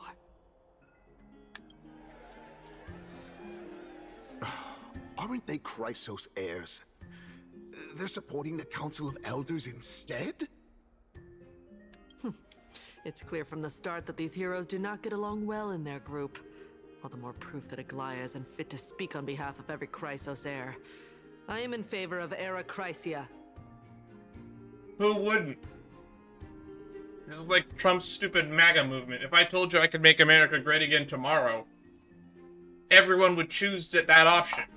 Doesn't mean it's possible. Erechrysia! Erechrysia! Is that Bryson?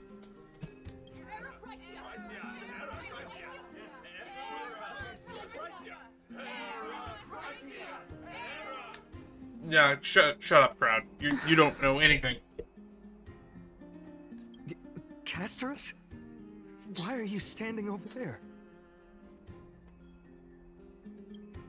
You finally arrived, Anaxa. So have you. He was here the whole time, like Sam Reich. Don't worry, Aglaia. Well, I know that you have many queries. Could you continue to converse like how the citizens normally do? Ooh. Tell me, dear citizens.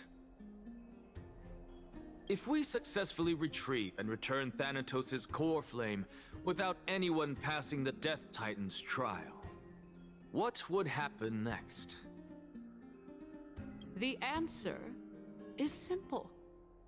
We will have a chance to rid the world of death and bring Amphorius back to an era when all beings live forever. We'll usher in a new future that will be entirely different from the flame chase journey. Just saying, if you're gonna make everyone immortal, you're gonna need to have certain levels of birth control. But for some reason, people think that that's a controversial topic. He's one of the 7 sages. That's impossible. Your proposal is much too idealistic. As long as the Black Tide still exists, how can we go back to the old days? Remember what I previously said? Kefali's core flame is guarded by the secret power of the Council of Elders. Plus, Fagusa's water curtain will be able to block out any external perceptions. Cool. Fuck everyone who's not in Okema then. It's not exactly a great strategy for the planet. Worked real well for Belobog.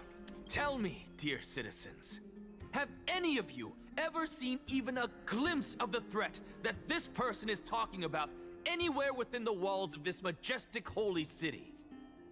So we're just gonna turtle up in the holy city till the end of time. Got it.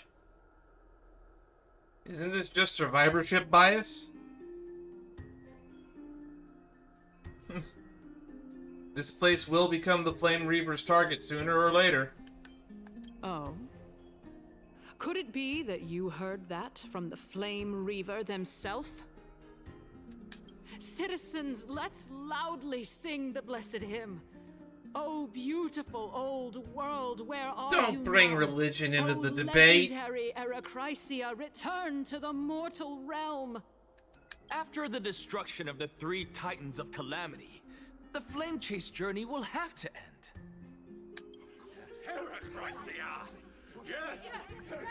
Man, one of those guys is like really visit me. Chryssia. Yeah, I love that.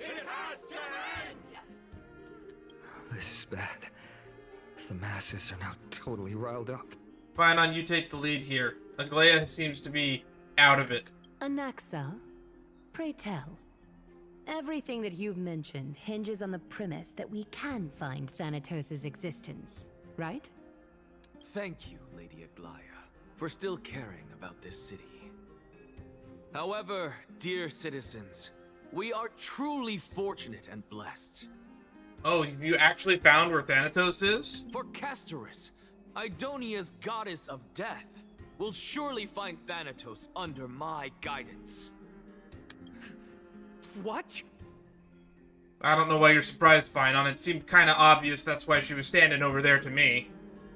With that, She literally has like I one solemnly goal. promise that the core flame Lady Castorice brings back will be personally managed by the Council of Elders. Thereafter, if we are able to garner the support of all of you at the Citizens' Assembly, we shall spare no effort in ensuring that the Arachrysia will return to our world once again. So, Castorice, I need you to like fake a fall real quick and just lean a little bit to your left. And maybe just like shoulder check kindness real quick. Death to the Arachrysia. Back to the With balance shattered, the result is clear. Buy carefully into Lenten above, as the Theoros I have observed. Akama has chosen her destiny. The issue up for discussion at this Citizens' Assembly shall be modified to the suspension of the Flame Chase journey. This resolution shall be put up on the Wall of Heroes, such that all citizens are aware of the city's way forward. Where's the Wall of Heroes, by the way? That got mentioned when we were reading the document about how the polis here works. To the future. Yeah. Aglaia, dear Aglaia, what has caused your heart to soften? You also don't seem to be as quick-witted as before. Wag your tongue as much as you like. Since the flame chase journey has been preordained by the prophecy, our failure has never been on the cards. Has any prophecy been wrong before? Can you say that with absolute confidence? Also, why is Trippy not here? Well then, I guess we'll find out if that's true at the Citizens' Assembly. Lygus announces the conclusion of the debate with the attendees part ways. Okay. I haven't been seeing a lot of black screen with white text as much in this playthrough. They definitely have cut down on it. We've been getting a lot of CGs. I'm gonna go just scroll through my folder real quick to see how many CGs we've gotten from 3.2 so far. Because, like, in 3.0, there was 12. That's like 1 an hour.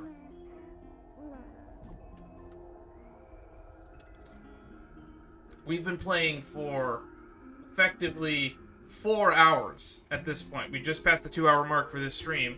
So in 4 hours, we've had 1, 2, 3, 4, 5, 6.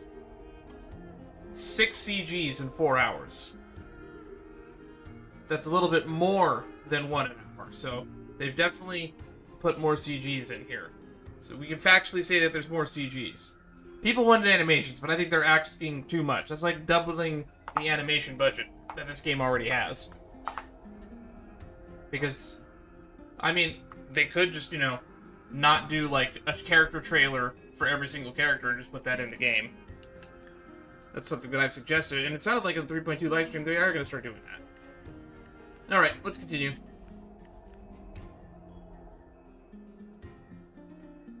Well, it seems that when I sent you to look for Anaxa, I unintentionally facilitated your partnership with him instead.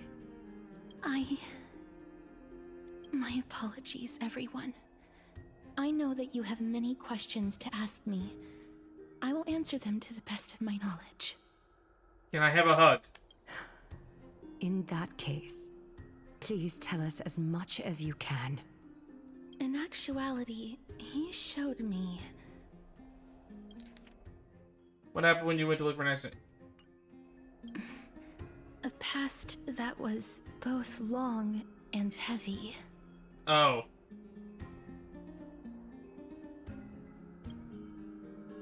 You are Thanatos, aren't you? The reason I say this is as I've mentioned earlier.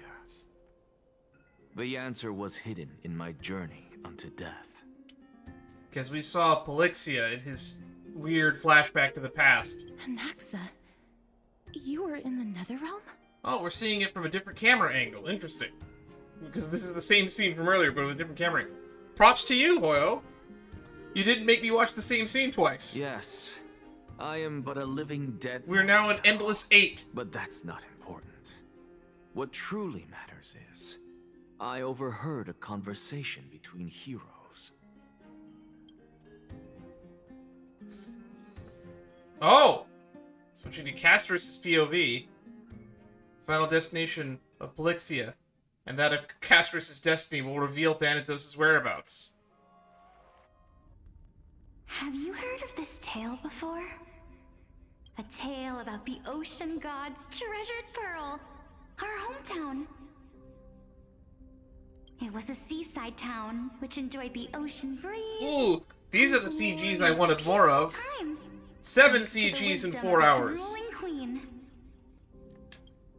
Until one day, an evil dragon descended upon the town. Its wings were large enough to blot out the sun, while its claws were sharp enough to rip the waves apart.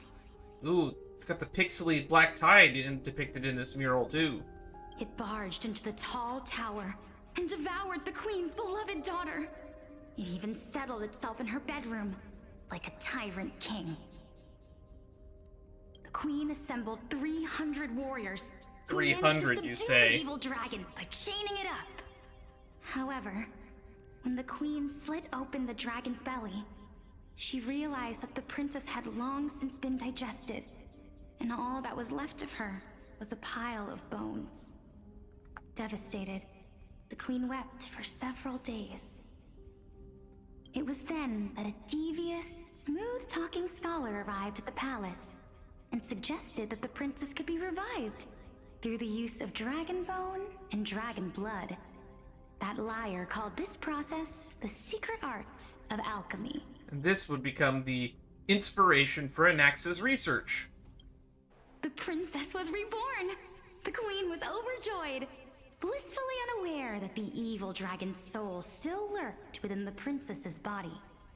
As revenge, the evil dragon swallowed the poor queen, the glib liar, the courageous warriors, and all of the town's innocent civilians in a single gulp. Just saying this, if he was able to revive the princess, then he isn't a glib liar. He's a truth seeker. A soothsayer, one might say. Worse still, the souls of the deceased refused entry to the Netherrealm because they were filled with regret. Forced to roam the mortal realm, these resentful souls ultimately converged into a river of souls that would not retreat for a long time. The terrifying death had consumed all. Thereafter, our hometown fell into ruin as well. Until...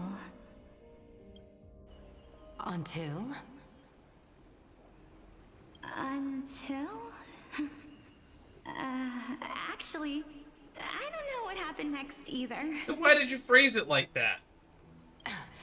Oh my... It seems that you still like to whet people's appetites even after all this time, Polixia. So, according to your story, this is how I used to look? It's practically a mirror image. Yeah! And yet, what exactly is this? Probably your original soul. A miracle that I created with alchemy. As for what it is and how I was Man, they're able just to going to use that accomplish to explain any I'll bullshit keep he the does others ever, to aren't they? myself for now. Oh my goodness. Is this cliffhanger really necessary? Quiet, Titan. Continue to enjoy this splendid play, and the truth will naturally reveal itself. Dragon, huh? I've heard this legend before. In that case, what do you think of it? I think that this so-called alchemy was a tenuous analogy added to the story by future generations. After all, you've never heard of a tradition of alchemy in your hometown before, have you? Indeed. Before I left home to pursue my education, I never even knew that anybody was looking into this area of study. Boy, did they predict the future or what? Therefore, we can just treat this tale as a fable told to young children. A fable, you say? If so, what moral is it trying to impart to the kids? I guess it might be the concept of equivalent exchange? Oh? I thought the moral might be closer to something like honor the dead. Don't try to resurrect the dead. There's a lot of morals you could probably pull from this story. It's up to the orator and the listener to derive meaning. What? At a loss for words?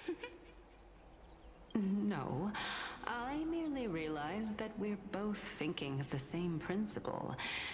If life is priceless, then there is hardly anything else in this world that is of equal weight to it, right? Isn't that Talanton's job? Indeed. As expected of the wisest scholar in the land. You flatter me. Why don't I ask you a question as well, as a form of equivalent exchange? Of course. What is your question? If I imparted my knowledge of the art of alchemy to you, would you use it to resurrect someone you loved? What? What kind of strange question is this? Is Castorice alive or dead in this story? I got it.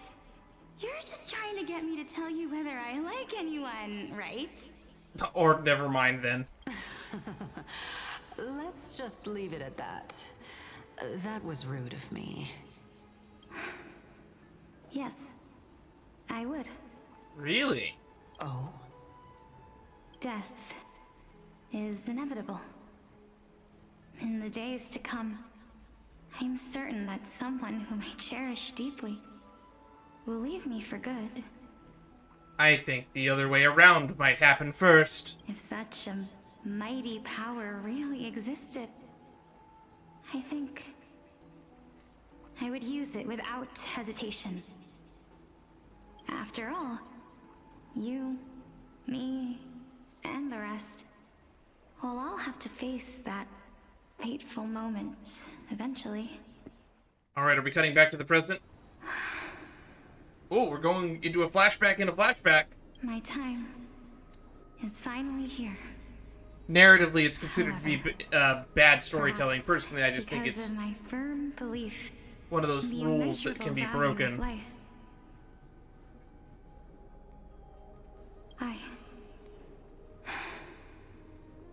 I am unable to complete the trial. You shall wither, and through that, the dead will sprout again from the remains, and be reborn with the dead flame. It is a pity that fate is such a cruel mistress. Is there no other way of interpreting those words? I think there are several ways to interpret those words. Let's take a look at them.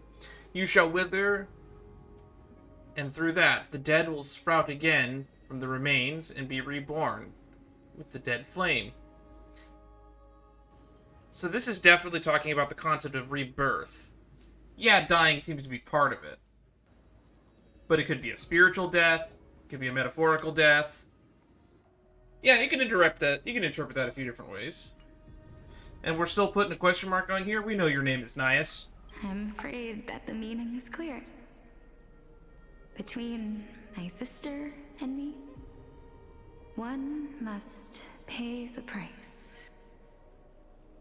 Our trial can only be completed when the one chosen sacrifices her life. This is horrifying. But if this is true, it also means that the reason why Thanatos is missing is because Castorice is Thanatos. I think is what they're trying to set up here. She does say "I am death" in her own trailer. The prophecy might even have selected a pair. Which is of why in my twins reaction video I put Oppenheimer's hat for and this cigar in her exact honor. purpose. Fortune makes fools of us all. Ooh, actually, look at the Chamber of Genesis. Yeah. We got all the lights here except for one. The Hand of Shadow. My sister is prepared to sacrifice herself. And yet, I can't do the same. How absurd. My time is almost up, but I'm still afraid to welcome death. What should we do? If I'm ultimately not able to make up my mind...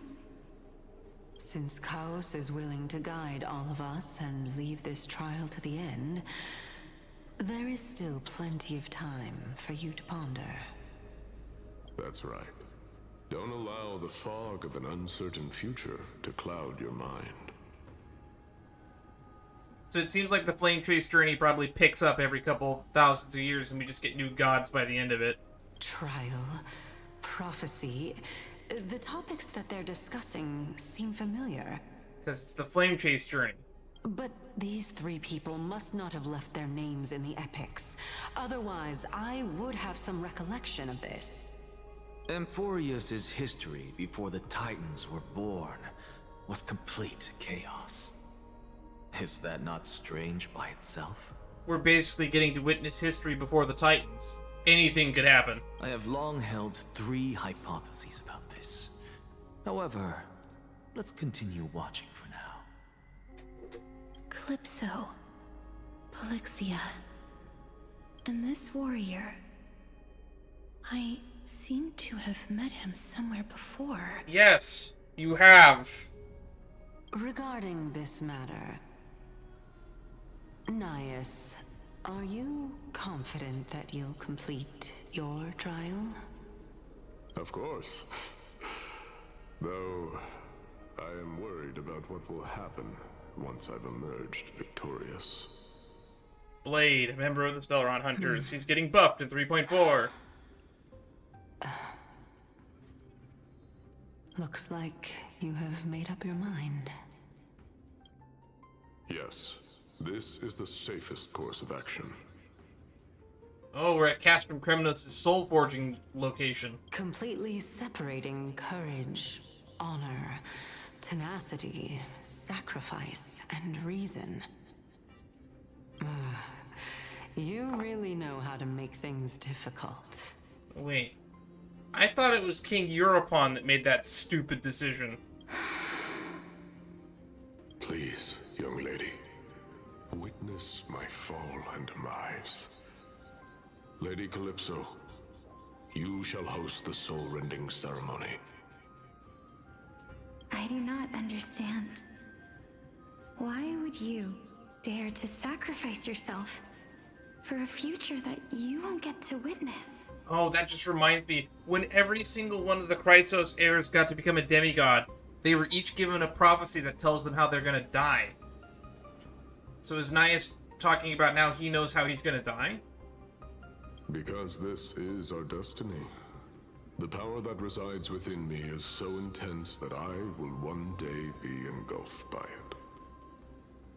Furthermore, a valorous death before glorious return has always been the path I chose to walk. A journey I began long ago. If your sister or Chaos were in my position, I believe they would make the same choice as well.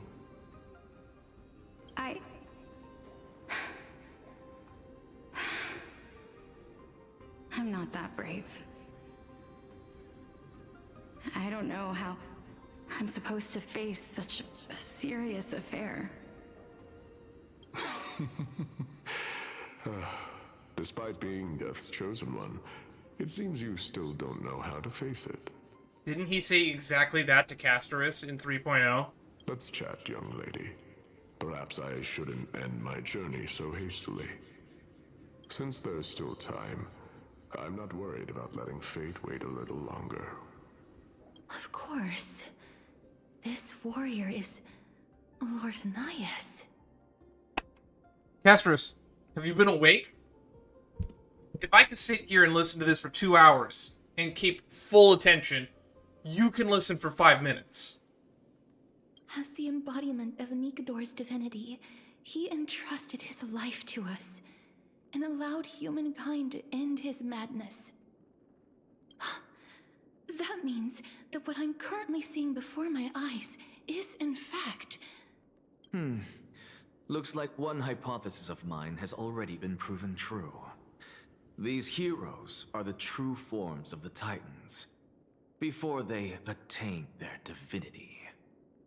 If so, the chosen one of death that he speaks of is actually... Polixia? Is the previous form of Thanatos? But her appearance... You have no memories. You are Thanatos. If this is true, as long as we can find out where she went, we'll naturally be able to figure out the location of the Death Titan. So why do you not remember her if she's your sister? I don't know. But before that, we first need to witness what ultimately happened to Lord Anias. We owe him that much respect. Pour one out for Lord Anias. Hymn of Dawn. Ooh, hang on. Yeah. Let's go. Let's go. Screw it. Show me some of that trailblazing strength again. Just put 2 healers for the lulz.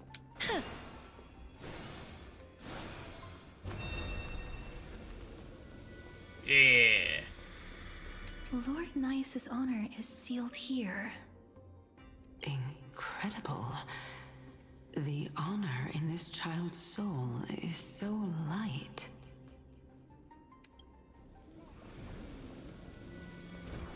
I believe that his tenacity is sealed within this statue.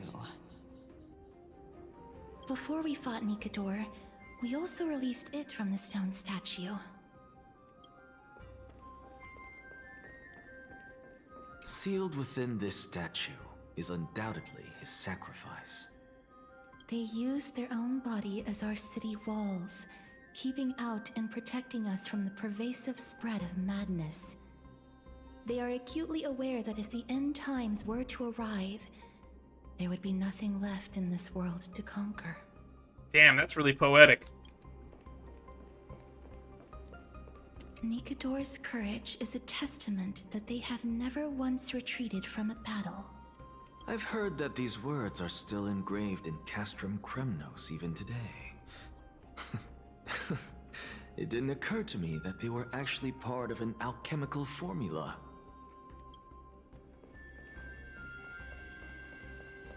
Reason.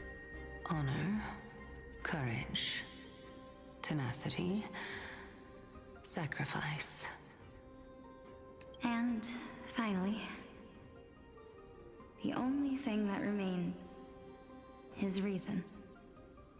Cheer up, young lady. There is no need to shed tears over a glorious death. All farewells in this world are sorrowful, Lord Anias. I think Castorice said something similar in 3.0. I would have to go back and look at the footage.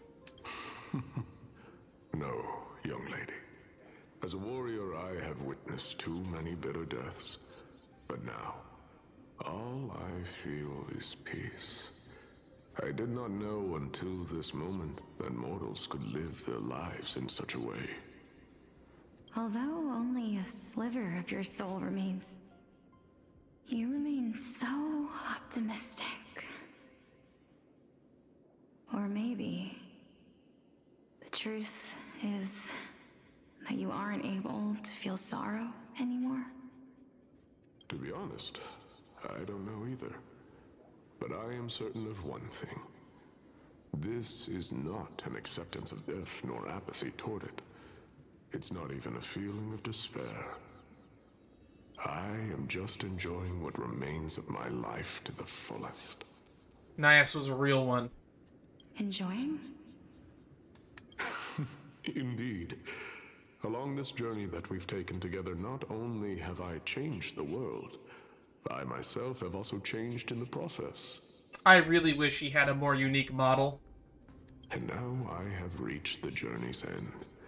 When I look back and see the grand epic that I've personally written, how could I not revel in that fact? But when you depart the mortal realm, Like, Crateros's design should have been Nias's design. I will die on this hill. be reduced to nothing. Separation and death are two sides of the same coin. Reconciling this doesn't come easily for a mortal.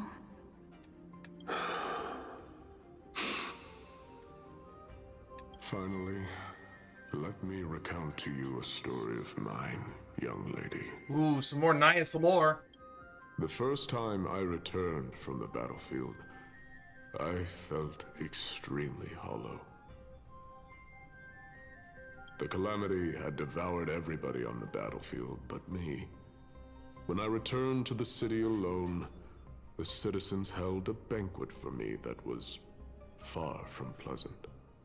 I felt as though I was still on the battlefield, and the person who had returned was nothing but an empty shell. PTSD sucks. It was late into the night by the time the banquet ended. My head still reeling, I returned alone to the barracks. On the way back, I encountered someone. It was a crazed scholar looking at the night sky and muttering to himself by the side of the road. Although I tripped over him and fell, I wasn't angry in the slightest. And maybe because I saw myself in him, I inexplicably asked him a question. Do you think that it'd be better if we just died on the roadside like a couple of stray dogs? Wait, this scholar is gonna be Calypso in the story, isn't it? To my surprise, he shrugged his shoulders and sighed. How does someone who is currently experiencing death, dying and living, afford the same amount of bliss? Ooh, I love that voice. Now please go away and don't block my starlight. Is he supposed to be Diogenes? Oh my god, they're doing the story of Diogenes and Alexander. Noah, if you're watching this, give me a shout out. This is a reference to this one's for you. Diogenes, the great philosopher who lived in a barrel and forsook everything because he basically didn't believe in anything. But there's a famous story about how Alexander the Great, we don't know if this historically happened or not, but there's a story about how Alexander the Great was so enamored with Diogenes and thought him to be so wise that he came to visit him in his ramshackle barrel that he was living in with his own feces and surrounded by dogs. The king of all of Persia and Macedonia going, I could give you anything you want. Just ask of it, and it shall be yours. And Diogenes says, can you move to the left? You're blocking my sun. What a great character in history, if true. Are you trying to say that there is no difference between living and dying? For they are both journeys that lead toward death? Well, dying is just living slower. Or, sorry, living is just dying, but even slower. That's exactly what life is, and death is, but a scale to measure how valuable the journey was. Journeys and epics are only glorious and magnificent because all things eventually fade to dust. Therefore, young lady, don't detest your fate. Instead, willingly and respectfully embrace it. The embodiment of strife telling me about the majesty of the world. Indeed. Such is life. I believe that when the fated moment eventually arrives, you will be able to understand my words. It is time for me to knock on death's door. I will set up a long table at the end of the road and humbly await your arrival. When that moment finally comes, let us drink and be merry then. Lord Nias, a real one to the end. I knew this day would eventually come.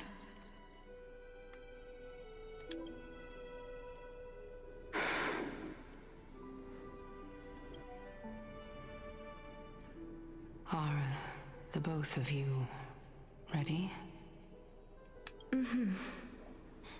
Polixia. I'm here. What? This... This is quite interesting indeed. Thank you. I figured this out in, like, 30 minutes ago. Is this... Polixia's sister? Is it... me?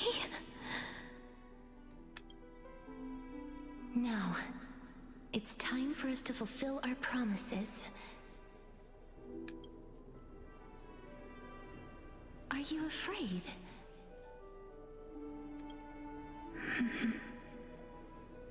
What are you afraid of?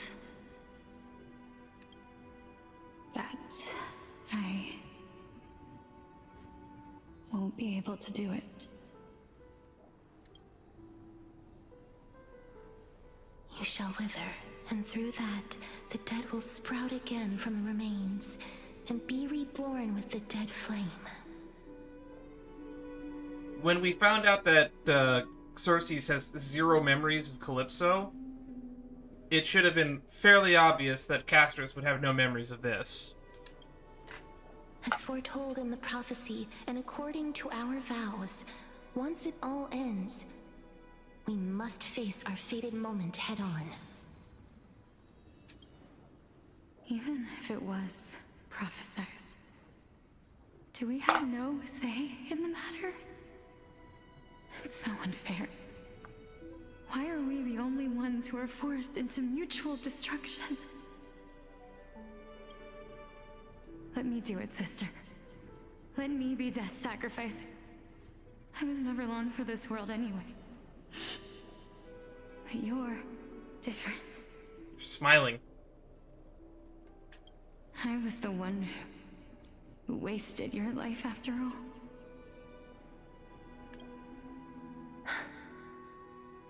You're wrong, Polixia. I don't think that my life was wasted. Just the opposite. When I finally arrived at this destination and looked back at the journey I took, I discovered that flowers had long I just had a since thought. died along the path I walked. When does the golden epic PV about Castorice take place on the timeline now? The history error feels weird. It was you who sowed the seeds for this sea of flowers. One that is more beautiful than the promised land at the end of the world. Besides, I have lived a fulfilling life. Even though I was fated for sacrifice, none of the things that I've experienced will dissipate.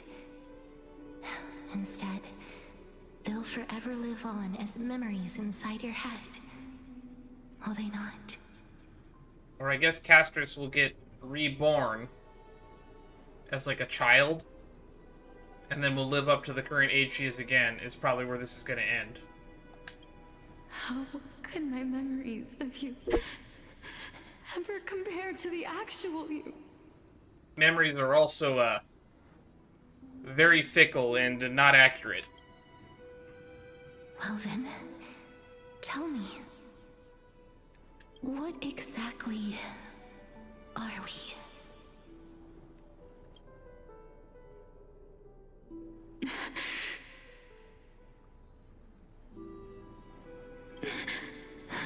I don't know either. I don't know. Elves? Fae? I don't know either. But regardless of what the answer is, regardless of how we're shaped by others, or even by this world, ever since we were born, the fact that we existed was predestined, and nothing could erase it. This is why I will always, always be by your side. We're twins, after all. This is sad, but I'm not gonna cry. All right, my dear Polixia. I just noticed she's not wearing shoes. It's time to extract my heart and light the flame of death. Oh, I knew that you're gonna have to one of you would sacrifice. I didn't realize we were going full Kali Ma. After that, use it to plant the first bud in the prophesied new world. Bring life.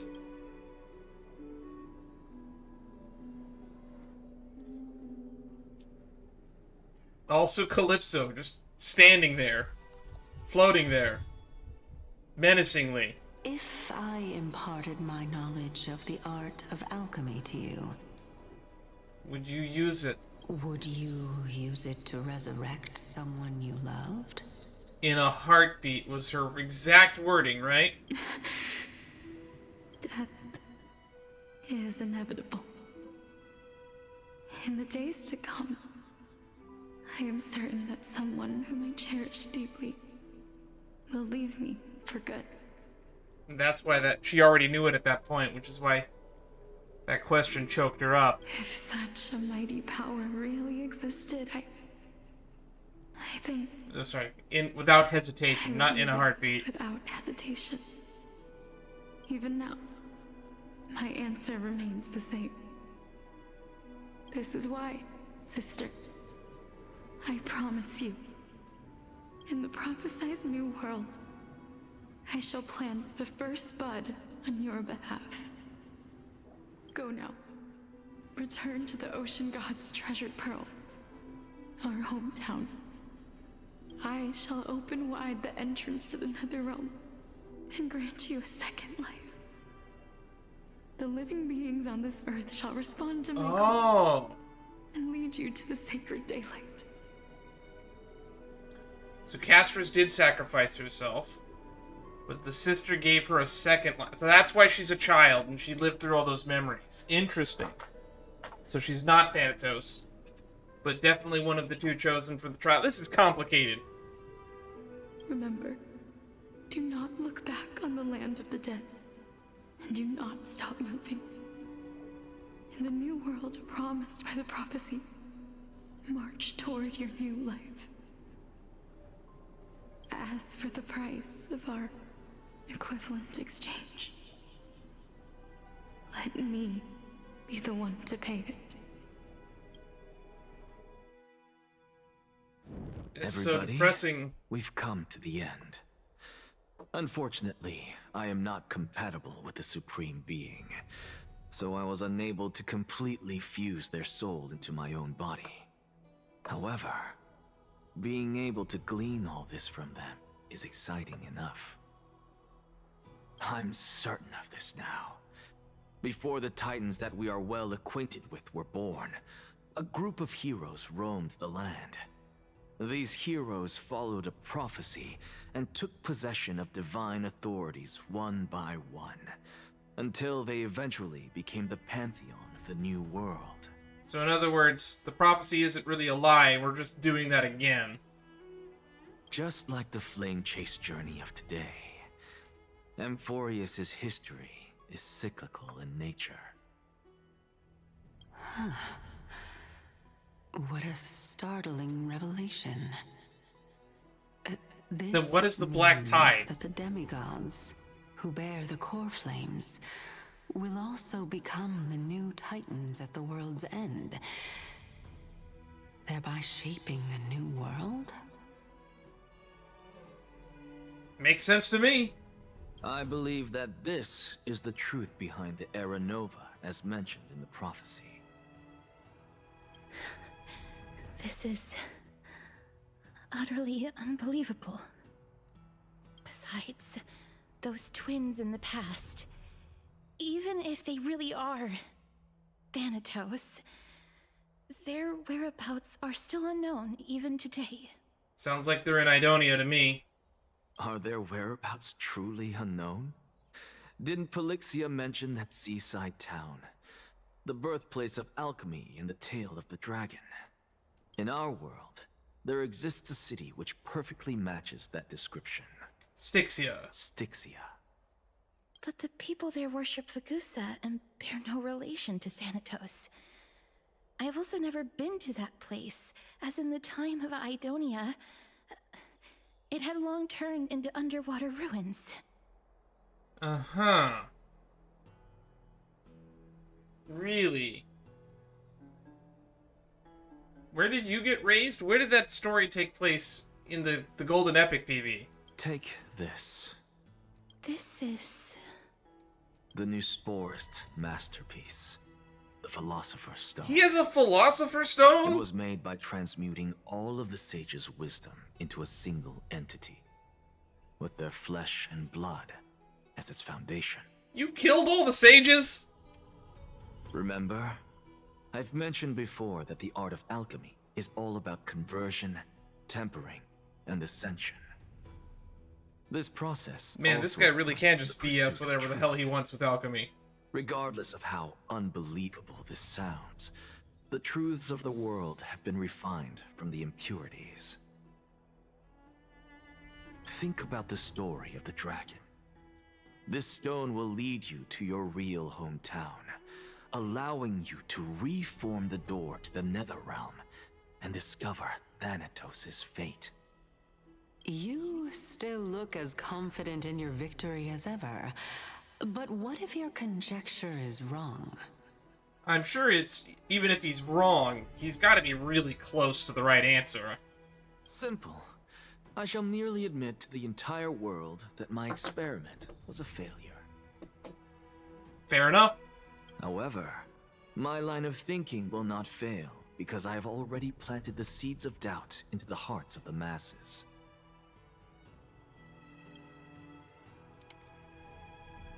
Actions speak louder than words, Castorice. With the assembly about to begin, don't forget the promise you've made. I've already searched for so long. I'm willing to try one more time. While we converse, her life is also slowly slipping away. And what happens if we die with the authority of time? But before I leave... Also, we still haven't elaborated what our superpowers are. What exactly did we witness just now? Also, where's Mem? Can't Mem bring the whole city back like we've done to both the Abyss of Fate and Cast from Kremnos? Can't we do that for Styxia? That was the world imprinted in Kefali's soul.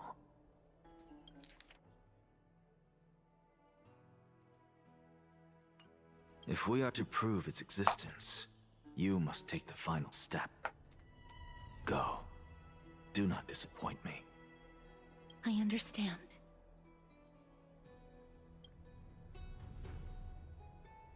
Hey, child of humanity. That could apply to you now, too, can it? Don't get antsy. I still remember the question you posed to me. Alright, here we go. As a scholar, I do not wish to offer up ambiguous conclusions. Let's discuss this topic again when she manages to find the evidence. I merely wanted to ask, was that stone transmuted from your heart? If so, rebirth is no longer an option for you. Why not? When I was a child, I lost someone dear to me. When I was a teenager, I lost my faith. A while back, although you saved my life, I also lost my soul in the process. Yeah, he split his soul into 3 pieces, one of which to leave a message in front of a door, of all things. Not exactly what I would consider a third of my soul worth. Now I'm merely forsaking my body. What's the big deal? Man, you're gonna be wearing 2 eye patches and 2 peg legs if you keep this up. Why are you always finding ways to die? Isn't it good to be alive? This is but a necessary sacrifice on my path to transform into the purest of them all. Sure. Can someone who's dead even claim to be the purest of them all? Furthermore, if your hypothesis is proven correct, does it not just confirm that the myths are true, and thereby invalidate all your theories? Not necessarily. It just means that parts of the myths are true, and then parts of them are exaggerated. No, it's just the opposite. If my hypothesis is correct, it means that I can actually ascend to godhood and reshape this absurd world that you all have created. Alright. Hey, we're back to our POV, and I think we're gonna have to get to a stopping point now. Currently. That's a lot to take in at once.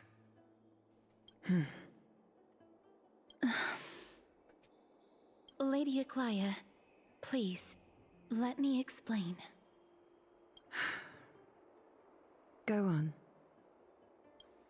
You know that the core flame of death has always been the greatest unknown regarding the Era Nova, which is why both you and Kindness desire to gain the power to control that core flame in the approaching Citizens' Assembly. Professor Anaxa has come to a consensus with Kindness.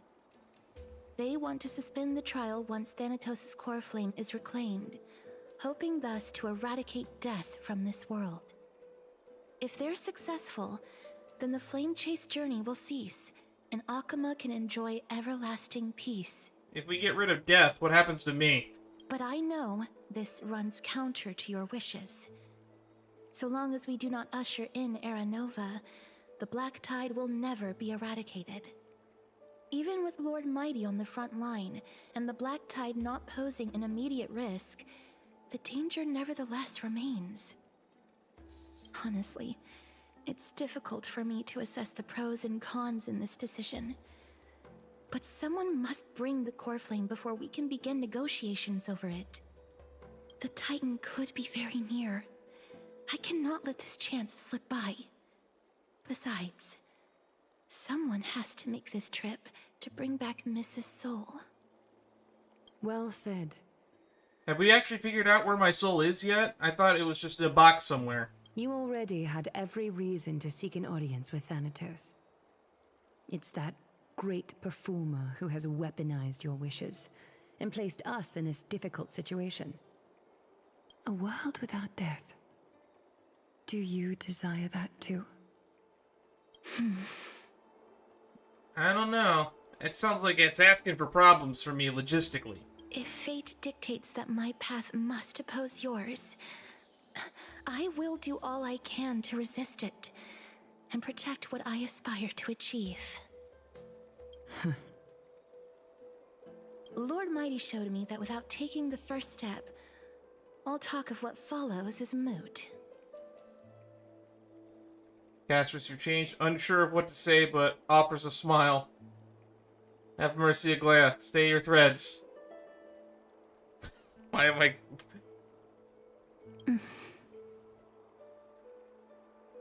I have always hoped to hear you speak your mind, Cass.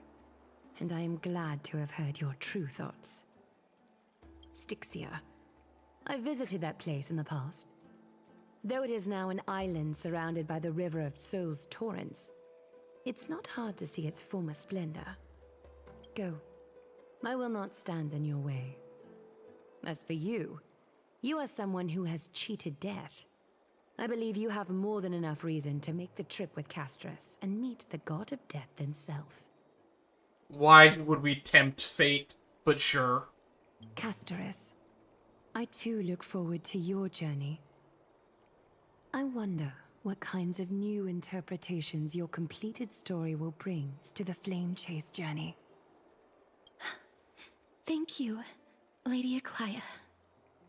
I hate to put a damper on this heartwarming moment, but... You thought this was heartwarming?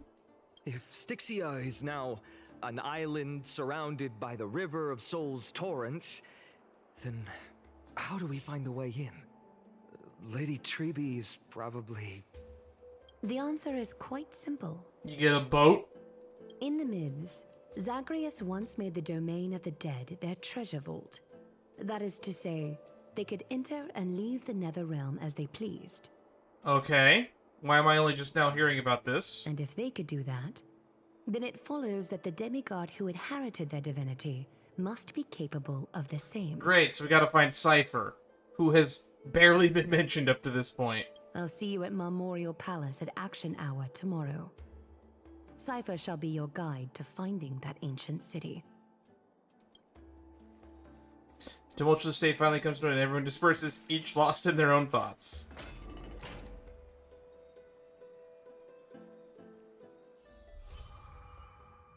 Oh, we got a nameless recollection.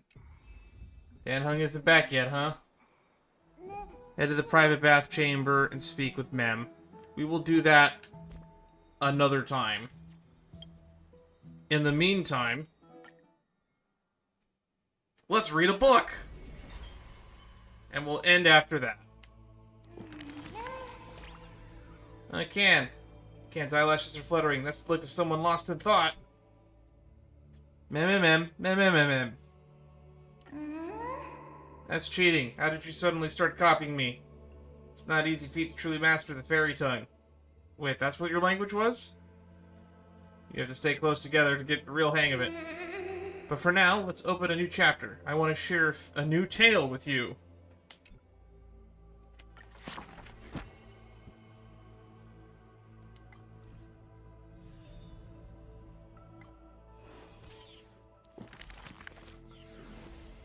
Ooh, we got 3 cards. Let's start with Castorice, because it's on theme. Those flame-chasing people, those forgotten stories. Twirling Fallen Bloom. God, we're only on chapter 2. Born with an evil curse, her hand dips into the lethal cinnabar and white lead. Oh, I'm getting One Piece flashbacks. To personally decorate the faces of the dead. Her skills are said to bestow beauty on anyone, even transforming their appearance completely.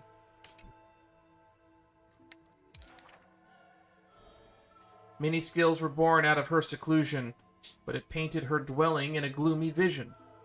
Only a select few have set foot in this mansion, and the thief and the weaver are 2 such lucky persons. The girl converses with all items of the house, with specimens and tea sets, even pillows and provisions, as she can hear the responses of these non-living things. I have always lived in isolation. Out of courtesy, this is how I practice my words and actions.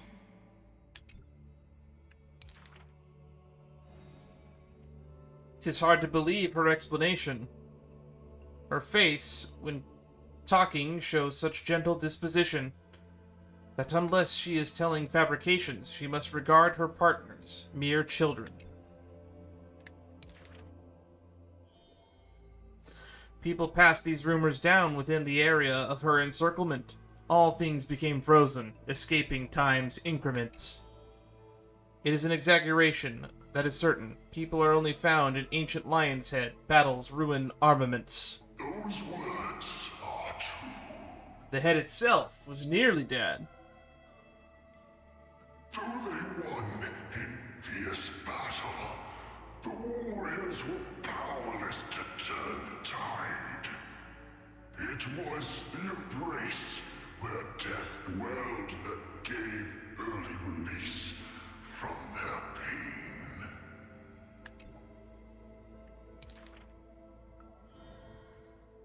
This is how death escapes time. She keeps every final embrace hidden in her immortal heart.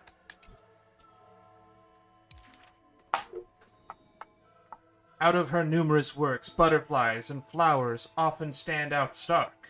Ignite them and you can almost hear the maker's remark. Even in death's silence, her sound can still be heard. It is a gift treasured by the maiden. Few have honor to be graced with such work. Poor Trianne. Only one has the heart to burn such a gift, and the reason she gives is rather far-fetched. I must peer into all fates unknown.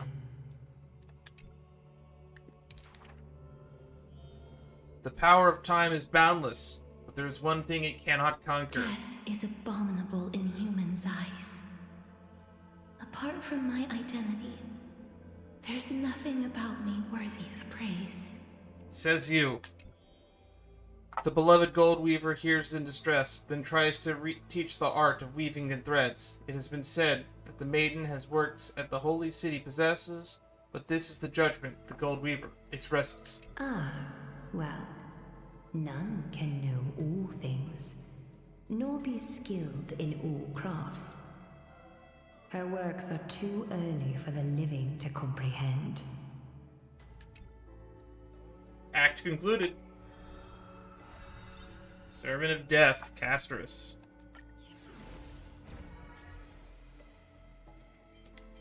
Looks like we have Hyacine and Anaxa. I love that Anaxa has the Hanged Man, which I keep bringing up. The Hanged Man is supposed to be a signifier of wisdom in the tarot deck, but it's also a representation of like Odin hanging upside down from the Yggdrasil tree with his eye patch.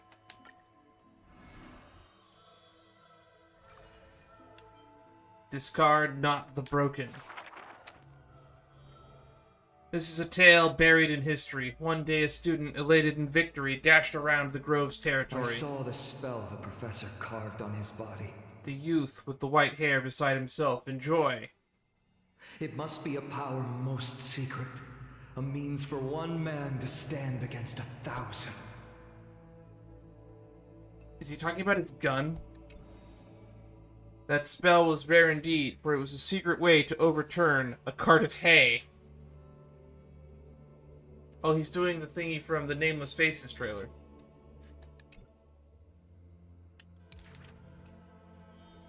The scholar was still a mortal body, as yet to snatch life from death, or reforge new flesh through God's remedy. Various minute tricks and parody, he studied them all, crafting schemes oh so busy. For everyone knows he wishes not to use divine power that is his, refusing rightful custody. It's gonna be a long one. Look at all those pips at the bottom.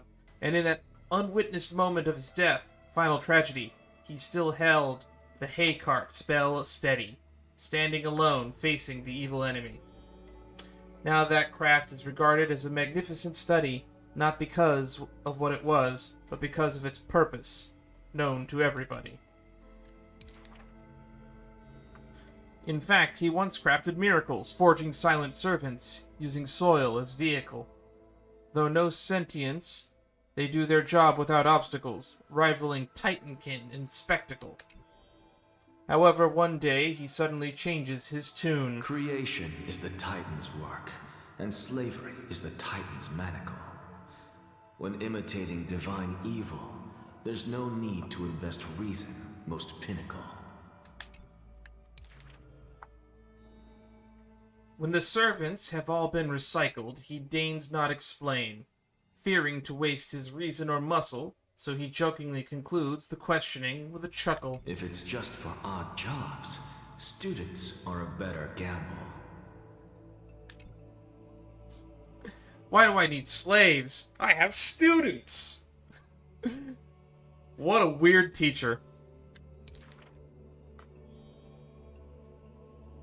The way he addressed himself comes from elsewhere, an imitation of divine machine with some flair. He happily answers 5 questions for those unaware, knowledge seemingly given with stingy care. I love it when it rhymes. For a wise one, 5 answers reveal creation's secrets, the truth hidden and bold. But a fool learns but not, and is left in the cold. Now, inquire.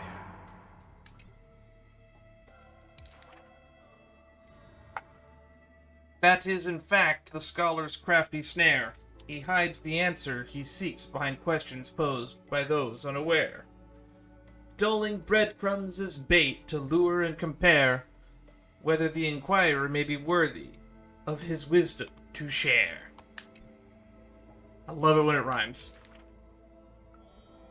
The scholar never looks at laws and measurements, ignoring the flow and shift of time's passage, and uncomprehending students gossip in eager regiments. He is panicked by the flow of time, for his work is yet done, yet to implement. This man is too arrogant, and he intends to desecrate Orynyx's accomplishments. The students answer. The stubborn assistant interjects. The passing sage from another school brings admonishment. Outside the courtyard, gossip flows into the scholar's ear. He silently gives grade to every question and argument, but none know the true answer according to his judgment.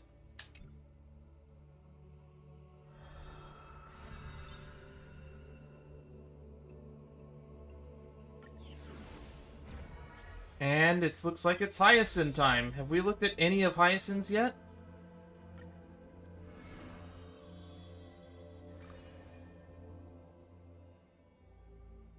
Yeah, this is from the news story part, but we're just reading as I've written.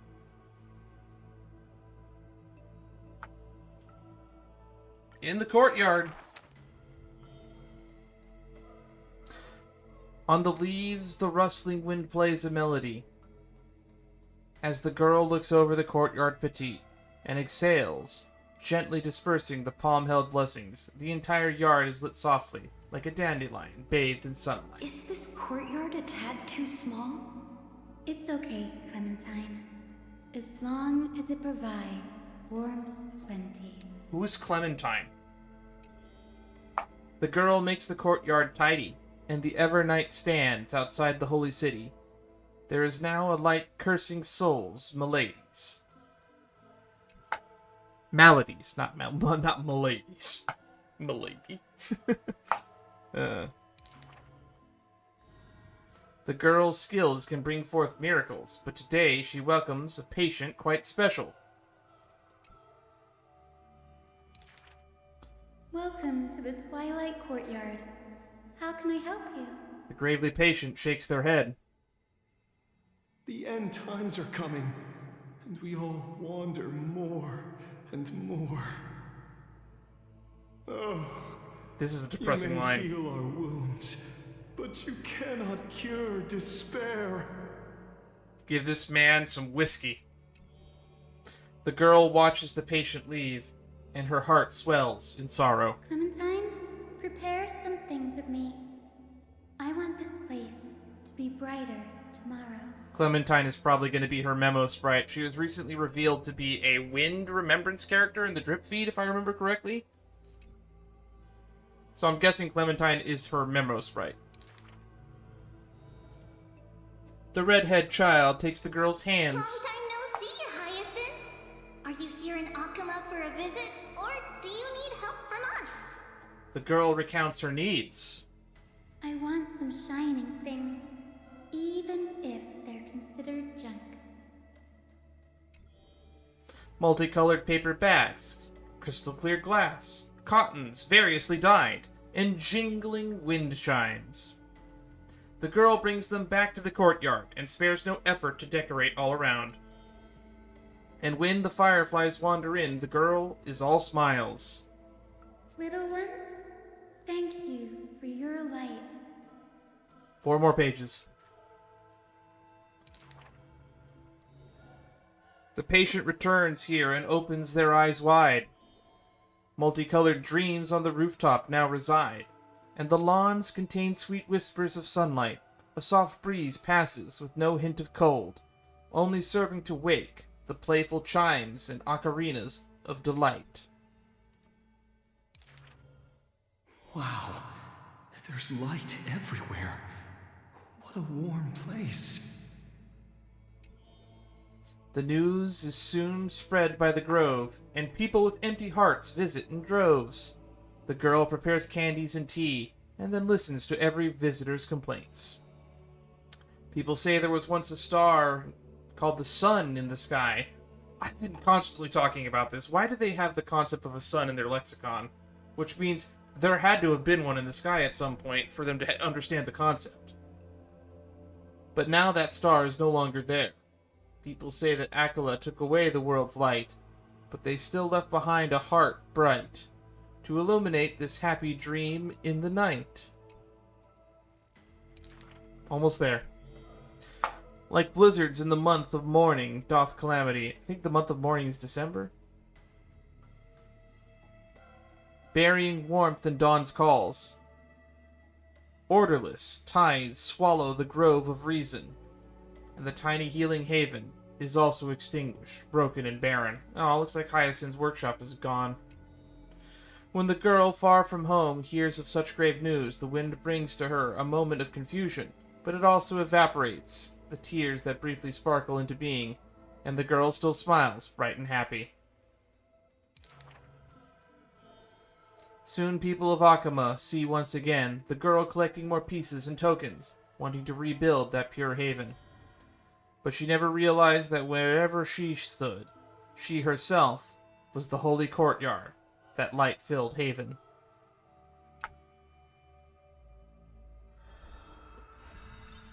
What a precious child. Must protect.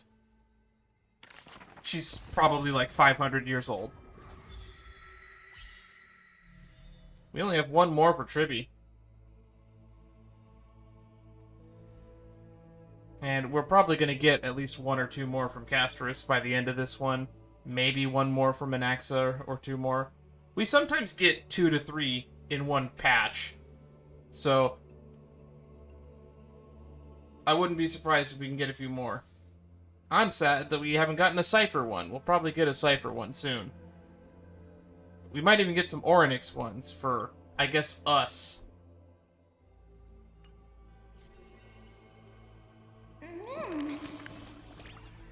Everyone's stories are so deep, I can't keep up. Does Can understand them? What is a god exactly?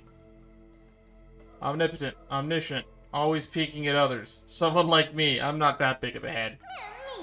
That sounds so odd, and with such a familiar tone. Can's past is really something special. But still, I don't quite get it. So let me ask another way. There must be a difference between gods and us, right? Otherwise, why would anyone ever want to become a god? Also, can't you talk right now? Why do we have to go with back to the mem language? To avoid being controlled, to escape the pain. Why would... Controlled? Could it be that we're already? If it's because I was controlled that I met Can, then I suppose I wouldn't mind being controlled. As I keep asking, I only get more and more confused. Maybe I'll wait until I've grown a little bit more before discussing these things with Can. And that is the ending of the lore we have collected so far. Light up 8 Flame Chasers paths, so we're probably going to get ciphers by the end of the patch. Anyway, thank you everybody who stopped by. We will resume this at another day. I am debating whether or not I want to start editing these for YouTube, since the first part I did is probably only like 2.5 hours, and this one is a little bit over 3. I'm probably not going to be chopping them up as they are. I might splice them together, or I might edit them as is. This one's getting long, so I'm going to have to at least edit out 8 minutes of it, somehow. Because I don't like uploading anything over 3 hours to the YouTube channel. But we will be resuming this at some point. So until next time, stay safe everyone, and I'll see you all in the next stream. See you then.